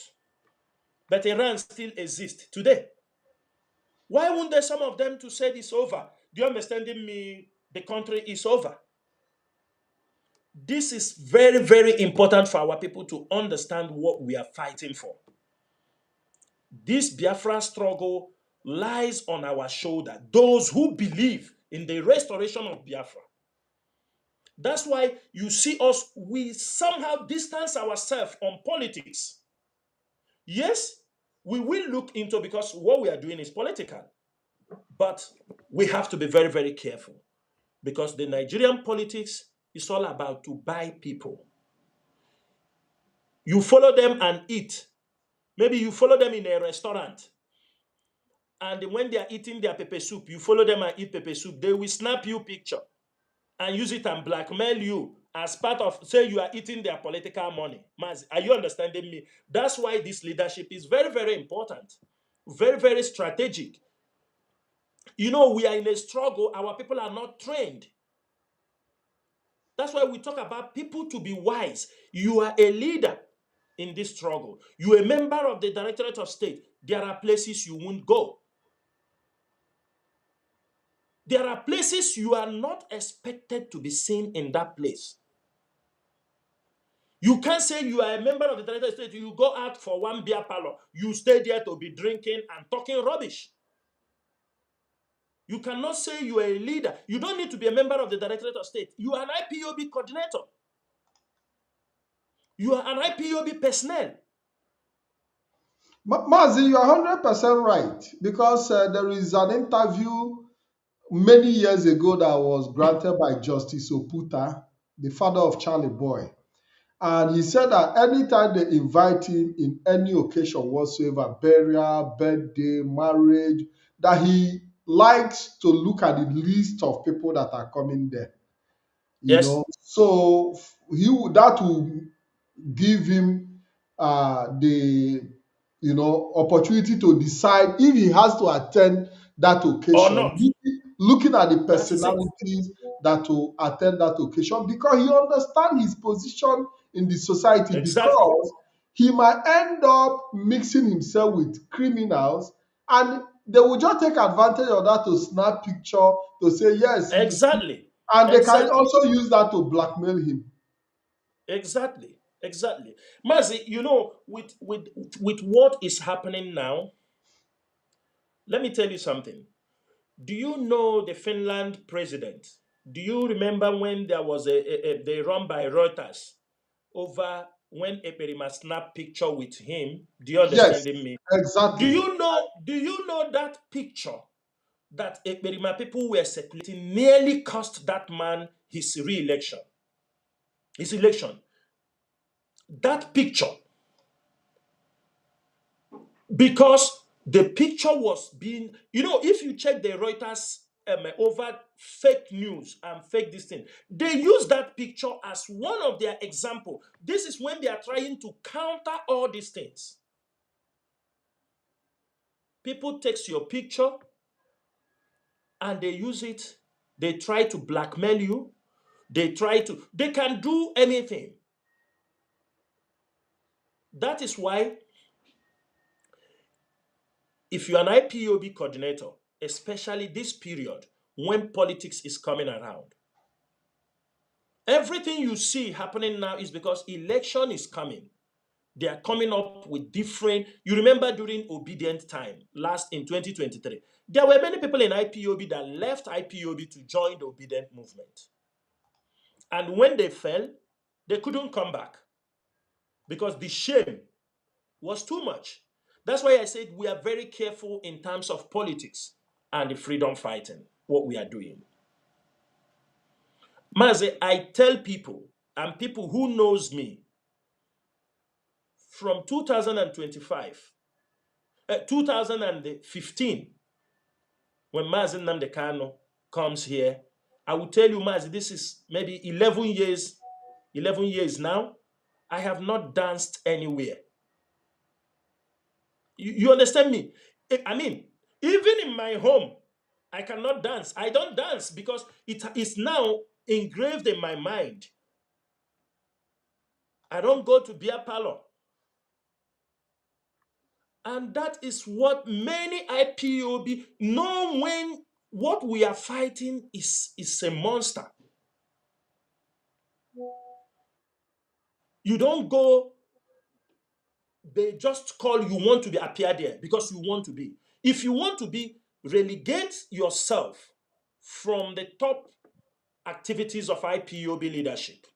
Do you understand me? And keep yourself. One side. What we are doing is a very serious issue. That is why some people are failing in this struggle. Some people are being caught. It's not that they went for something, just they drag them. They want to go and follow the village people to discuss. They don't know they have been set up. You know that you are well-known IPOB leadership. You are a top security personnel in IPOB. Your village people will call for meeting. You want to go and follow your village people and sit down there and start talking. Settling village issues. Are you not risking yourself? You are risking yourself.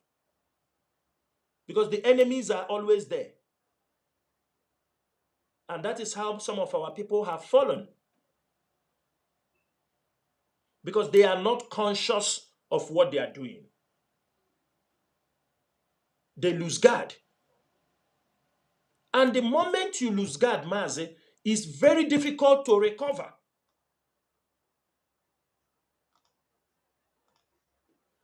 Presently, you see people, this person will call you, they will call you, this one will call you, you don't know. Now, every IPOB member should be careful. If you're an IPOB coordinator, if you're an IPOB, this thing, you be careful even who you speak to, who you are, what kind of conversation you are dealing with people, the people you are talking to.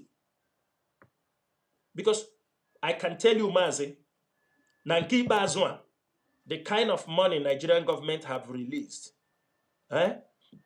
they feel they didn't get IPOB. They feel they didn't capture the heart of the struggle.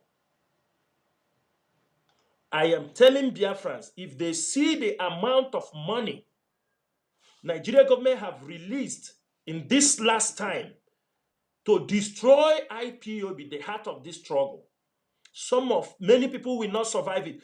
Mazi, they are already inside this struggle. Many of them are already inside. The Nigerian government came to conclusion.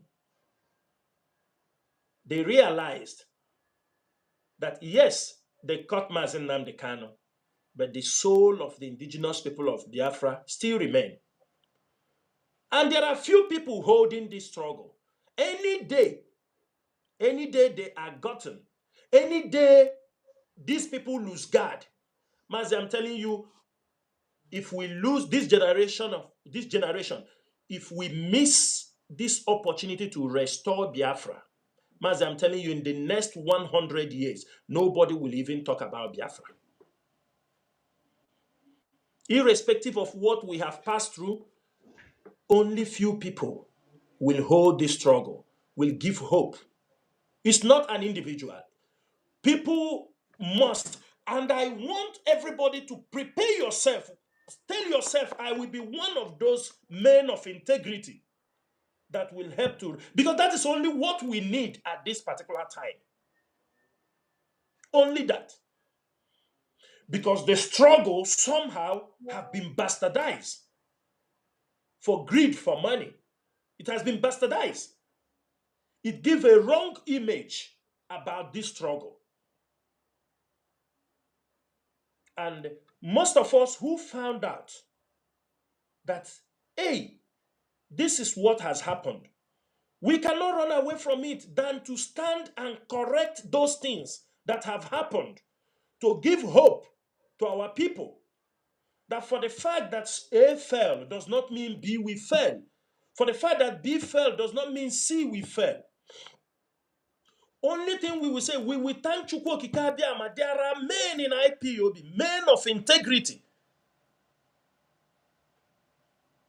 Many people who are standing, who make sure that this struggle survive. If they fail, I'm telling you, we are gone forever. Because Nigerian government have realized that, oh, these people are smart. Our breeze is still blowing them. Irrespective, they have said you, oh, ESM, we have done this, then have ESM be destroyed? No. When they still go in the bush where the Fulanis are, they still see ESM. You see the interviews going in there. People tell you when ESN come to their communities, they say Fulanis, herdsmen will run away, kidnapping will disappear. These are genuine testimonies. But what is happening when the Nigerian government found out where, because ESN will make sure they target the cattle routes. That is what people don't understand. We target their cattle routes. You know, they have cattle routes from West Africa down to our land. You know, the Fulanis have this cattle route. They have, so what the ESN is, we target all the cattle routes and the settlements. We wait for them. Now, when they found out that we are waiting for them, the military will move, come to fight ESN in all those places. That shows you that something wrong and something evil is coming to our land. The military, they are part of the criminal gangs in our place. I have said it on many occasions. Some of the military officers, I'm not saying all of them, but many of them that are sent in our place just come to kill and mine. That's all. So it is very, very important that our people understand ESN is there defending the land. IPOB is on one side, making sure we educate our people what we have to do. Do you support them? Do you support, you don't support IPOB, but do you support Eastern Security Network? You don't. But some people will say, where is the Eastern Security Network? They are doing this. No, there are also communities Eastern Security Network will not go. Reasons are, some places do not welcome them. But where we see the community is crying because the PG or the traditional rulers are imposing these Fulanis against our people, Eastern Security will not take permission from you. We will find out that you are working with the government, making sure they, especially where they have land dispute, all these kind of things, you see them using the Fulani herdsmen to attack the next communities.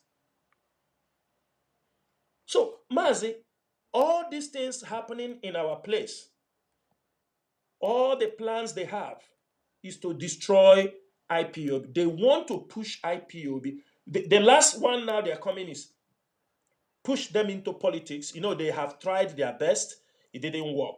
Bring them, push them into politics. The condition they are giving, Mazi, let me read. Let some people don't know, maybe some people don't know. I don't know if I put it for you. Let me read this.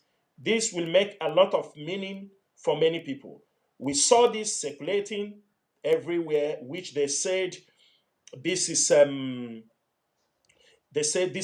from His Royal Majesty Igwe Alfred Nnemeka Achebe. You know, yesterday he celebrated his 85th birthday in Abia State.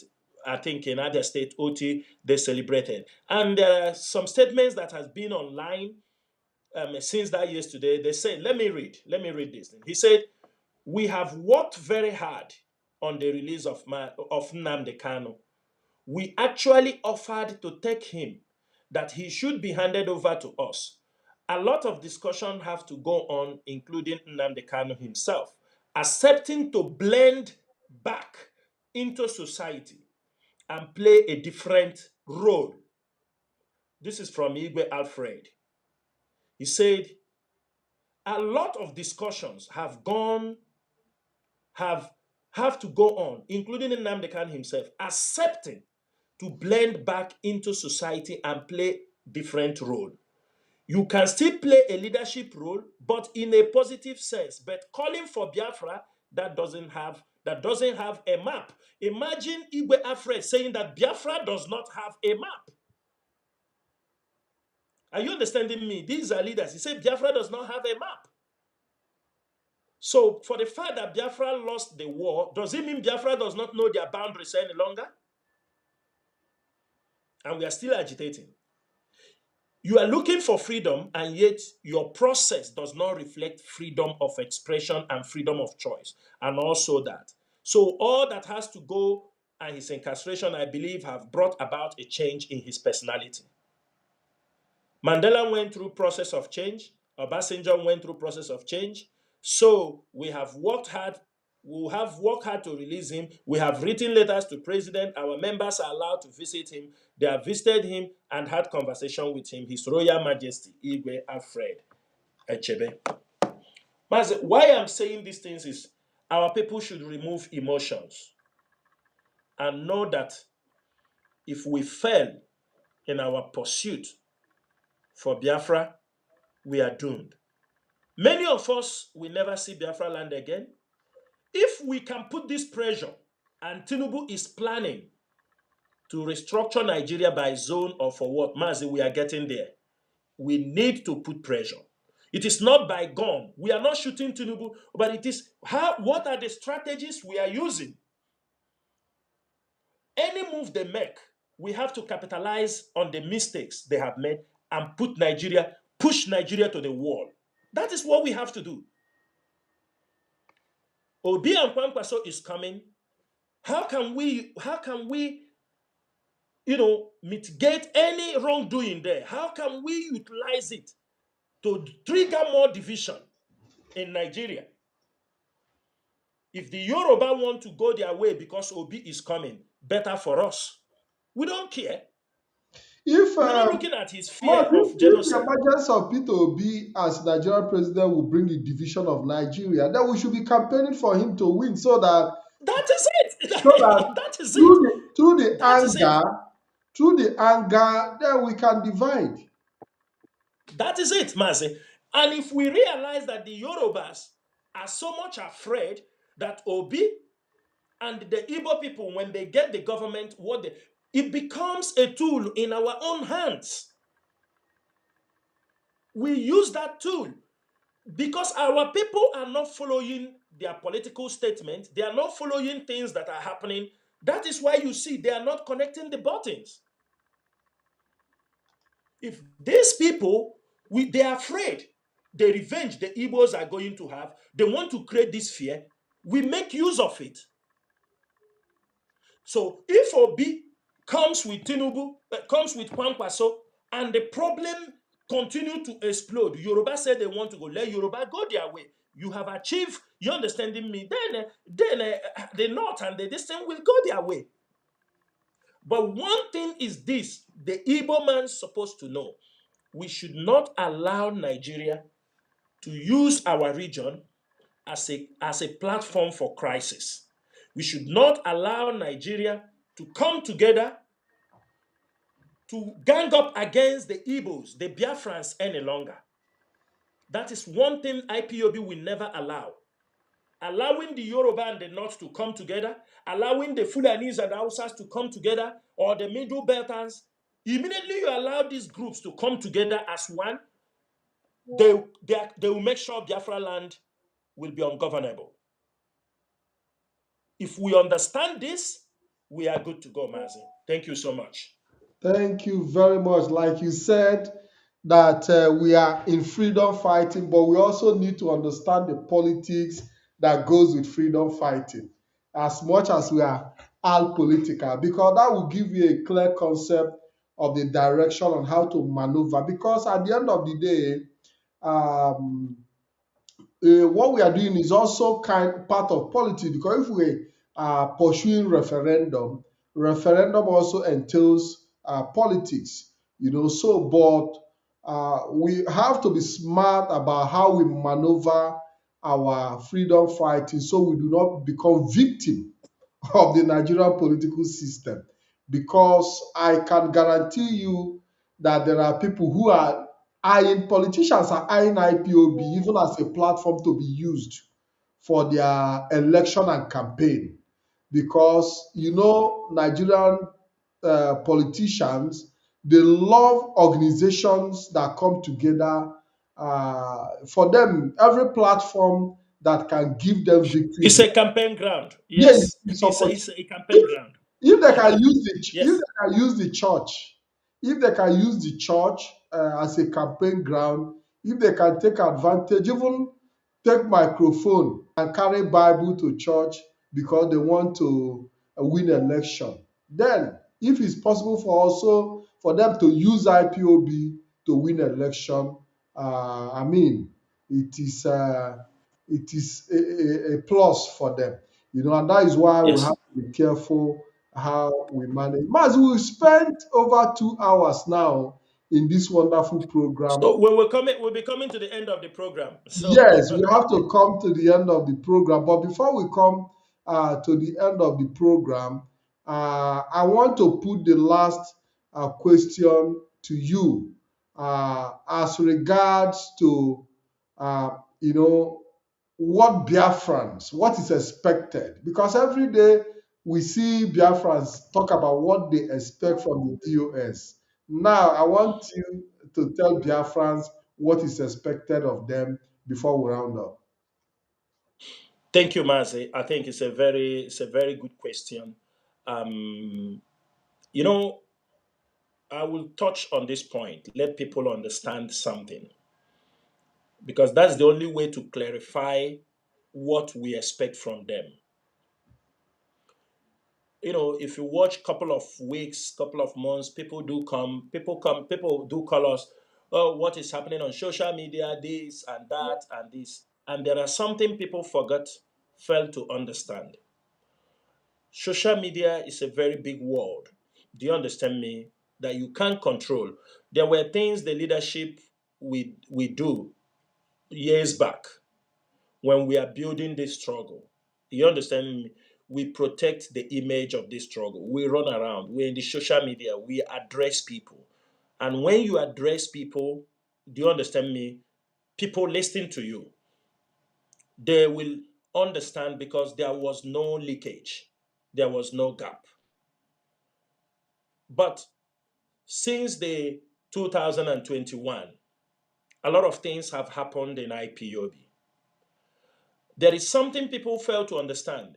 Sometimes they tell you, speak to this person. They forget that everybody in this struggle may have one brother or sister, relative, somebody in his community. You understand me? And at this our age, most of our age grade, most of our age, do you understand me? Both whether they are seniors, they are now in government. Maz, are you understanding me? This age grade, you will see many of them in the House of Assembly. You see many of them vying for governor. You see many of them in the House of Rep, in Senator. I mean, now there are things that have happened in IPOB where you create enmity. Do you understand me? Because of one thing or the other. Maybe one thing somebody said or the other. We create this enmity. Forgetting that Biafra, we need also the understanding of our people. Now, you see people, since 2021, people go out of IPOB to seek information because of a lot of things, confusions that have happened, things they have seen. And there are people in this IPOB with their own connections. They are not kids. Do you understand me, Mazi? People are not kids. There are many people in this struggle. Now, on their own, they got some information. They are being informed. Before they tell you that they were blindly loyal. Now people go out there to seek information by themselves. For example, when the leadership explains certain things and they come back to ask you certain questions, which you know what they are asking you is truth. Even if it is not, you don't know about it, you will want to investigate to know this thing they are saying. Now, Mazi, if you come back, are you coming to bully that person that he knew the truth? Or you have to, do you understand me, let him to understand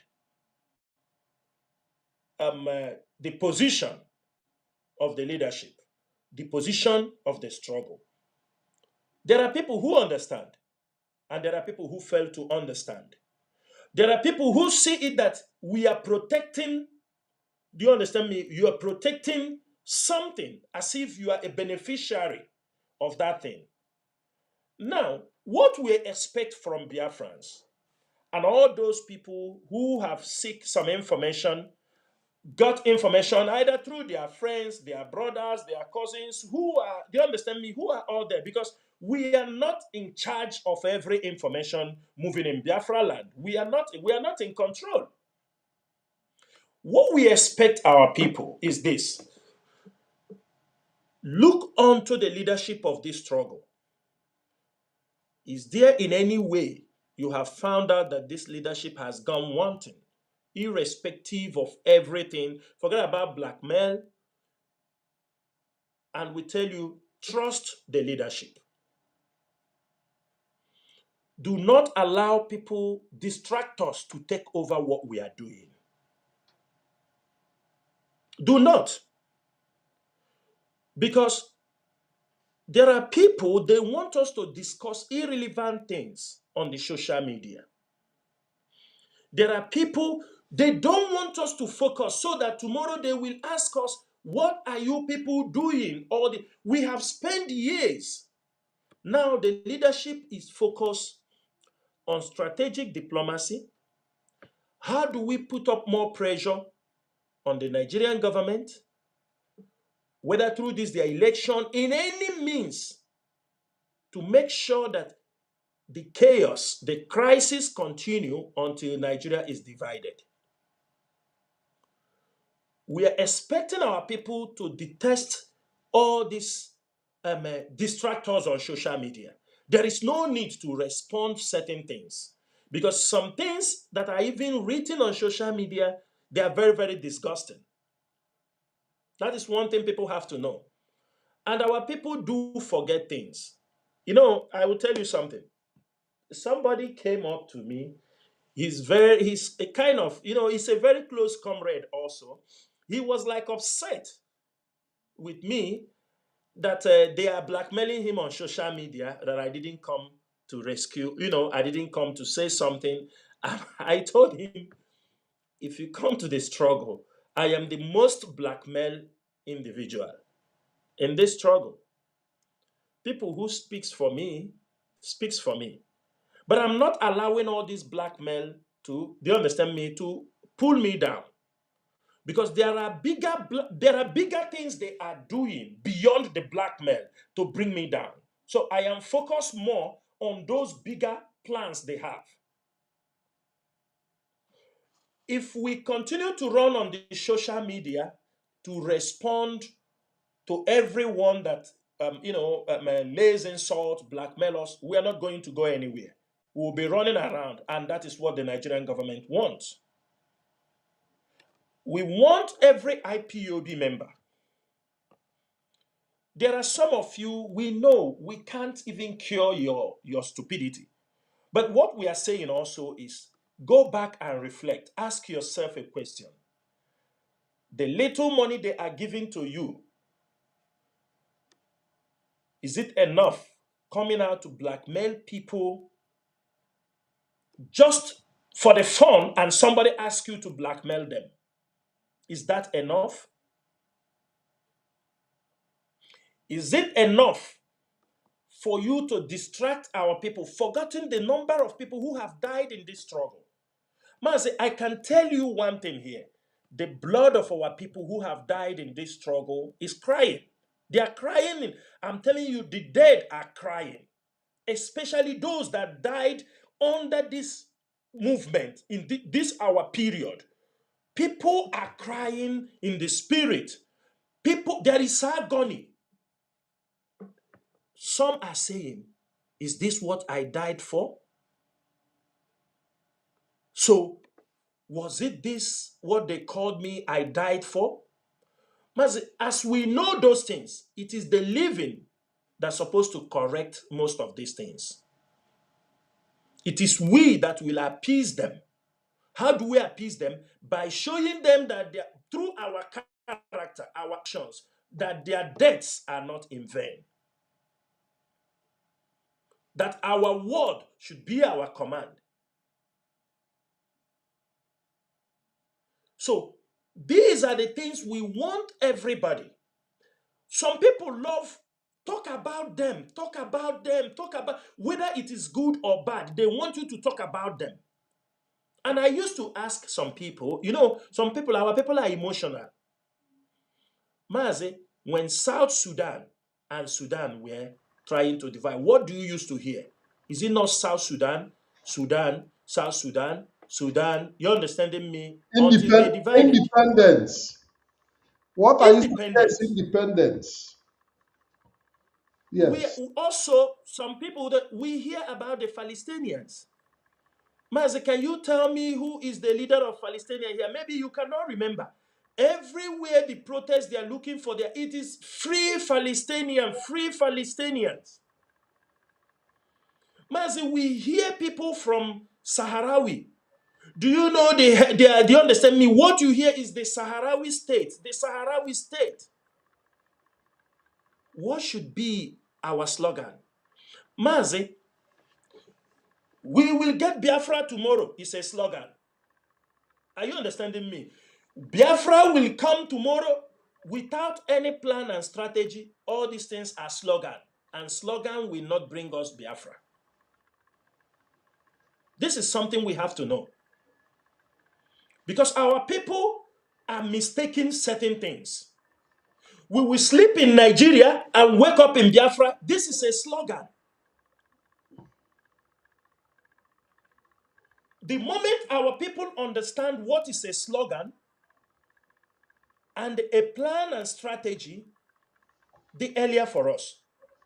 We have a lot of slogan that our people are depending on, thinking those slogans will bring us Biafra. But it's not going to get us Biafra. Without plan and strategy, we will not get Biafra. So what we are asking our people is listen to the way the leadership, the instructions of the leadership. Because we do communicate. Sometimes people don't say, there are things people do right on social media. We go in the back, we tell them, please, Mazi, this thing you wrote, it's not good for the name of this struggle.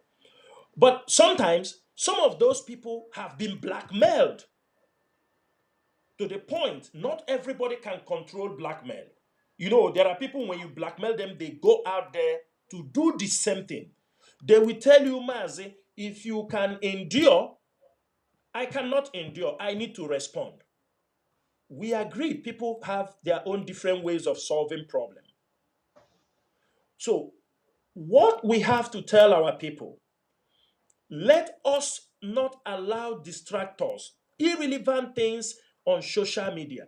We want our people to focus on the problems happen in Nigeria. How do we make sure that somebody like Asari Dokubo, an Islamist who is being armed at our backyard, is being dislodged, or we bring his issue to the public notice for our people to understand the dangers of allowing an Islamist to be having an armed group in our place? How can we let the world understand that Tompolo, who is an Ijo man, most of the Ijo who are always, you understanding me, they always come against this. I don't mean every Ijo person, of course. There are Ijos who are, but I mean, there are those who have been armed, who are more Nigerians and have this kind of hatred towards our people. We need to pay attention to these places. Look at coming from the north. Look at Kogi, how the Fulanese are penetrating from those areas. How they are coming in from Benue, trying to enter Ebonyi. These are places, things we have to focus on. You come on the politics. I have said it here, it is our duty. Do you see when we are publishing schools? There was a girl, it was on social media, a girl who reported a hospital. She came to a hospital where she's working and made a video in the hospital. There is no light, there is nothing in the hospital. Do you see? They expel her, shut her up. And I think the case is ongoing. They say they will pay 10 million for what they have done to her.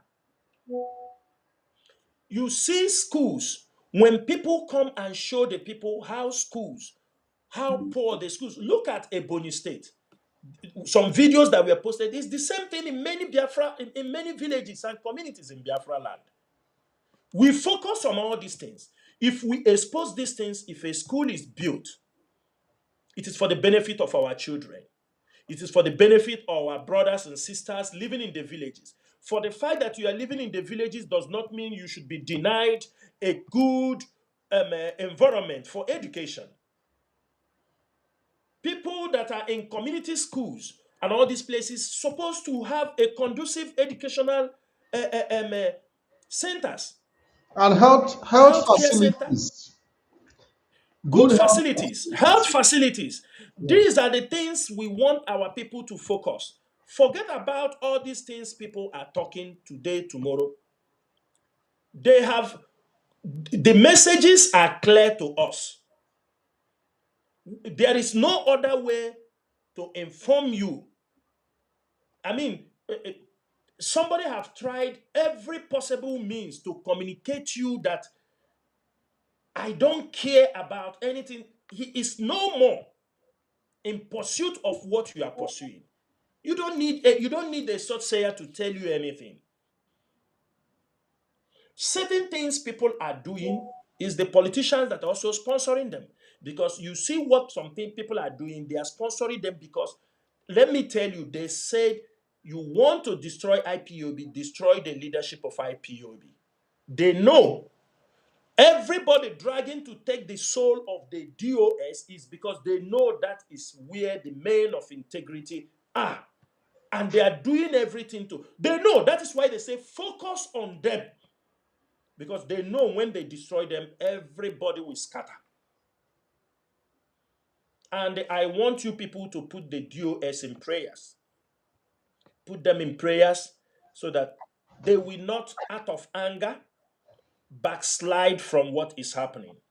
They will not, out of so much blackmail, and say, I have taken enough.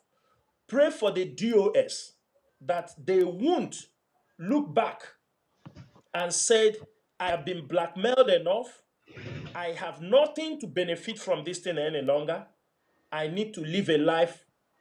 I pray for the DOS not to bring their personal life, what they want to, immediately they bring it, they will lose focus in this struggle.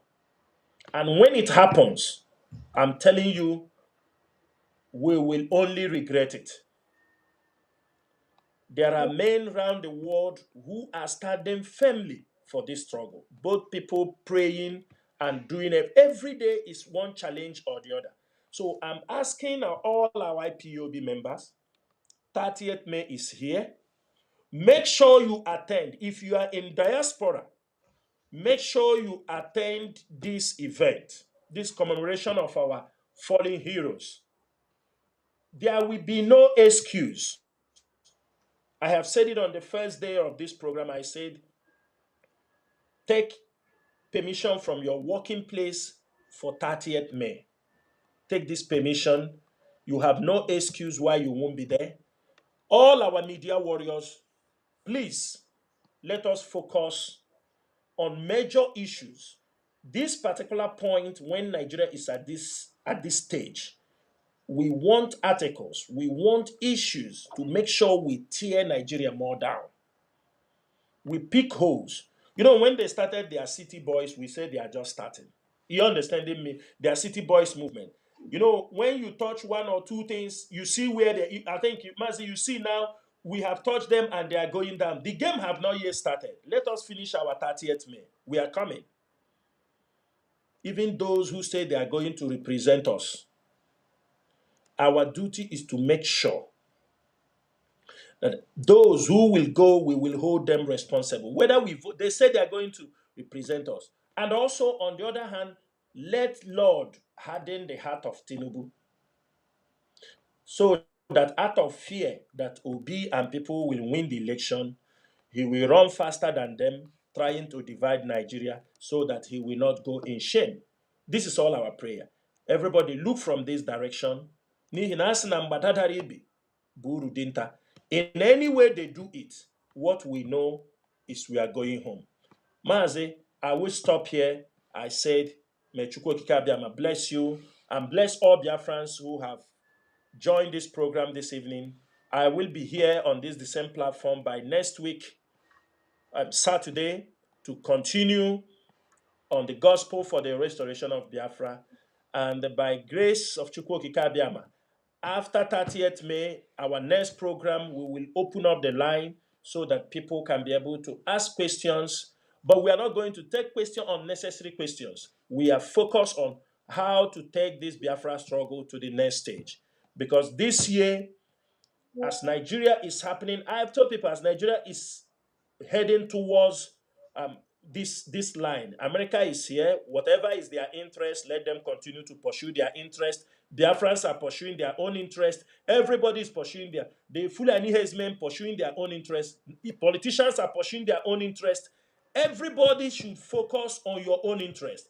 Don't leave your own interest and start championing another person's interest. Don't leave the Biafra agitation and start championing that America have come, they will come to give you Biafra. No, you are failing it. Stick to your interest. They should know what you are agitating for. This is the opportunity you have. As they are here, they are pursuing their own interests, laying pipe, trying to get hold of rare minerals in the north. It is opportunity you continue to let the world understand. As they are digging their rare mineral or their oil, they are on ground.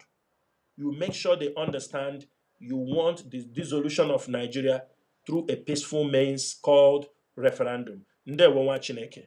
Thank you very much, Mazi. Thank you very much for that message. And I want to assure you that the Biafran people are standing by the Directorate of State. And I believe that it is through that Biafran support and the public support that you're able to sustain and have the courage to continue. Because without the people's support, by now the DOS would easily give up. But I know that you are still standing strong because you know that the people are standing behind you.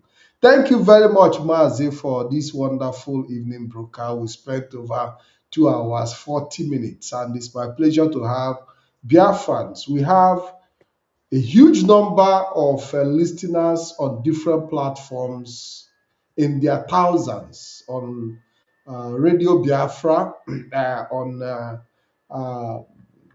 BTV Europe, on Rapture Media, on X, and on Telegram Live. We have thousands and thousands of people who have tuned into this wonderful evening program, and they have stayed till this moment. It shows that it is an interesting time. And I also want to say thank you very much. And I also want to use this opportunity to appreciate the time Mazi Chinasa Nworu have dedicated.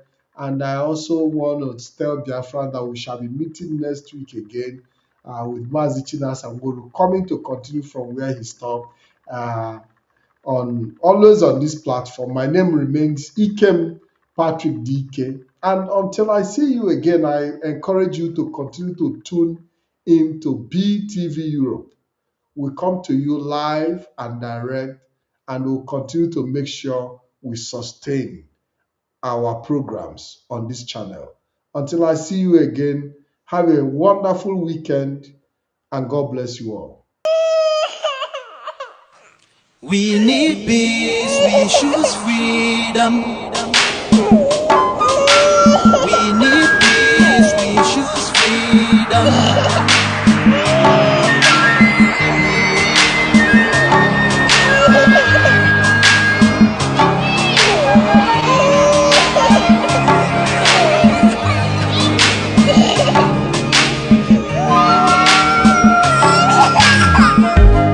There was a nation living in peace and unity.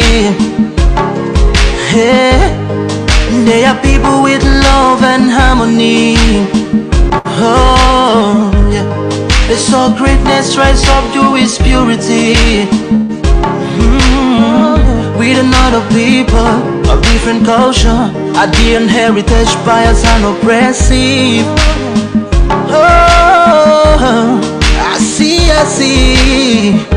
A nation from trigger of Africa, rising with strength, might and power. In due time, nobody gonna oppress us. Rather, you all gonna embrace her. With your flag, with your flag, with your flag, with your flag. Oh yeah.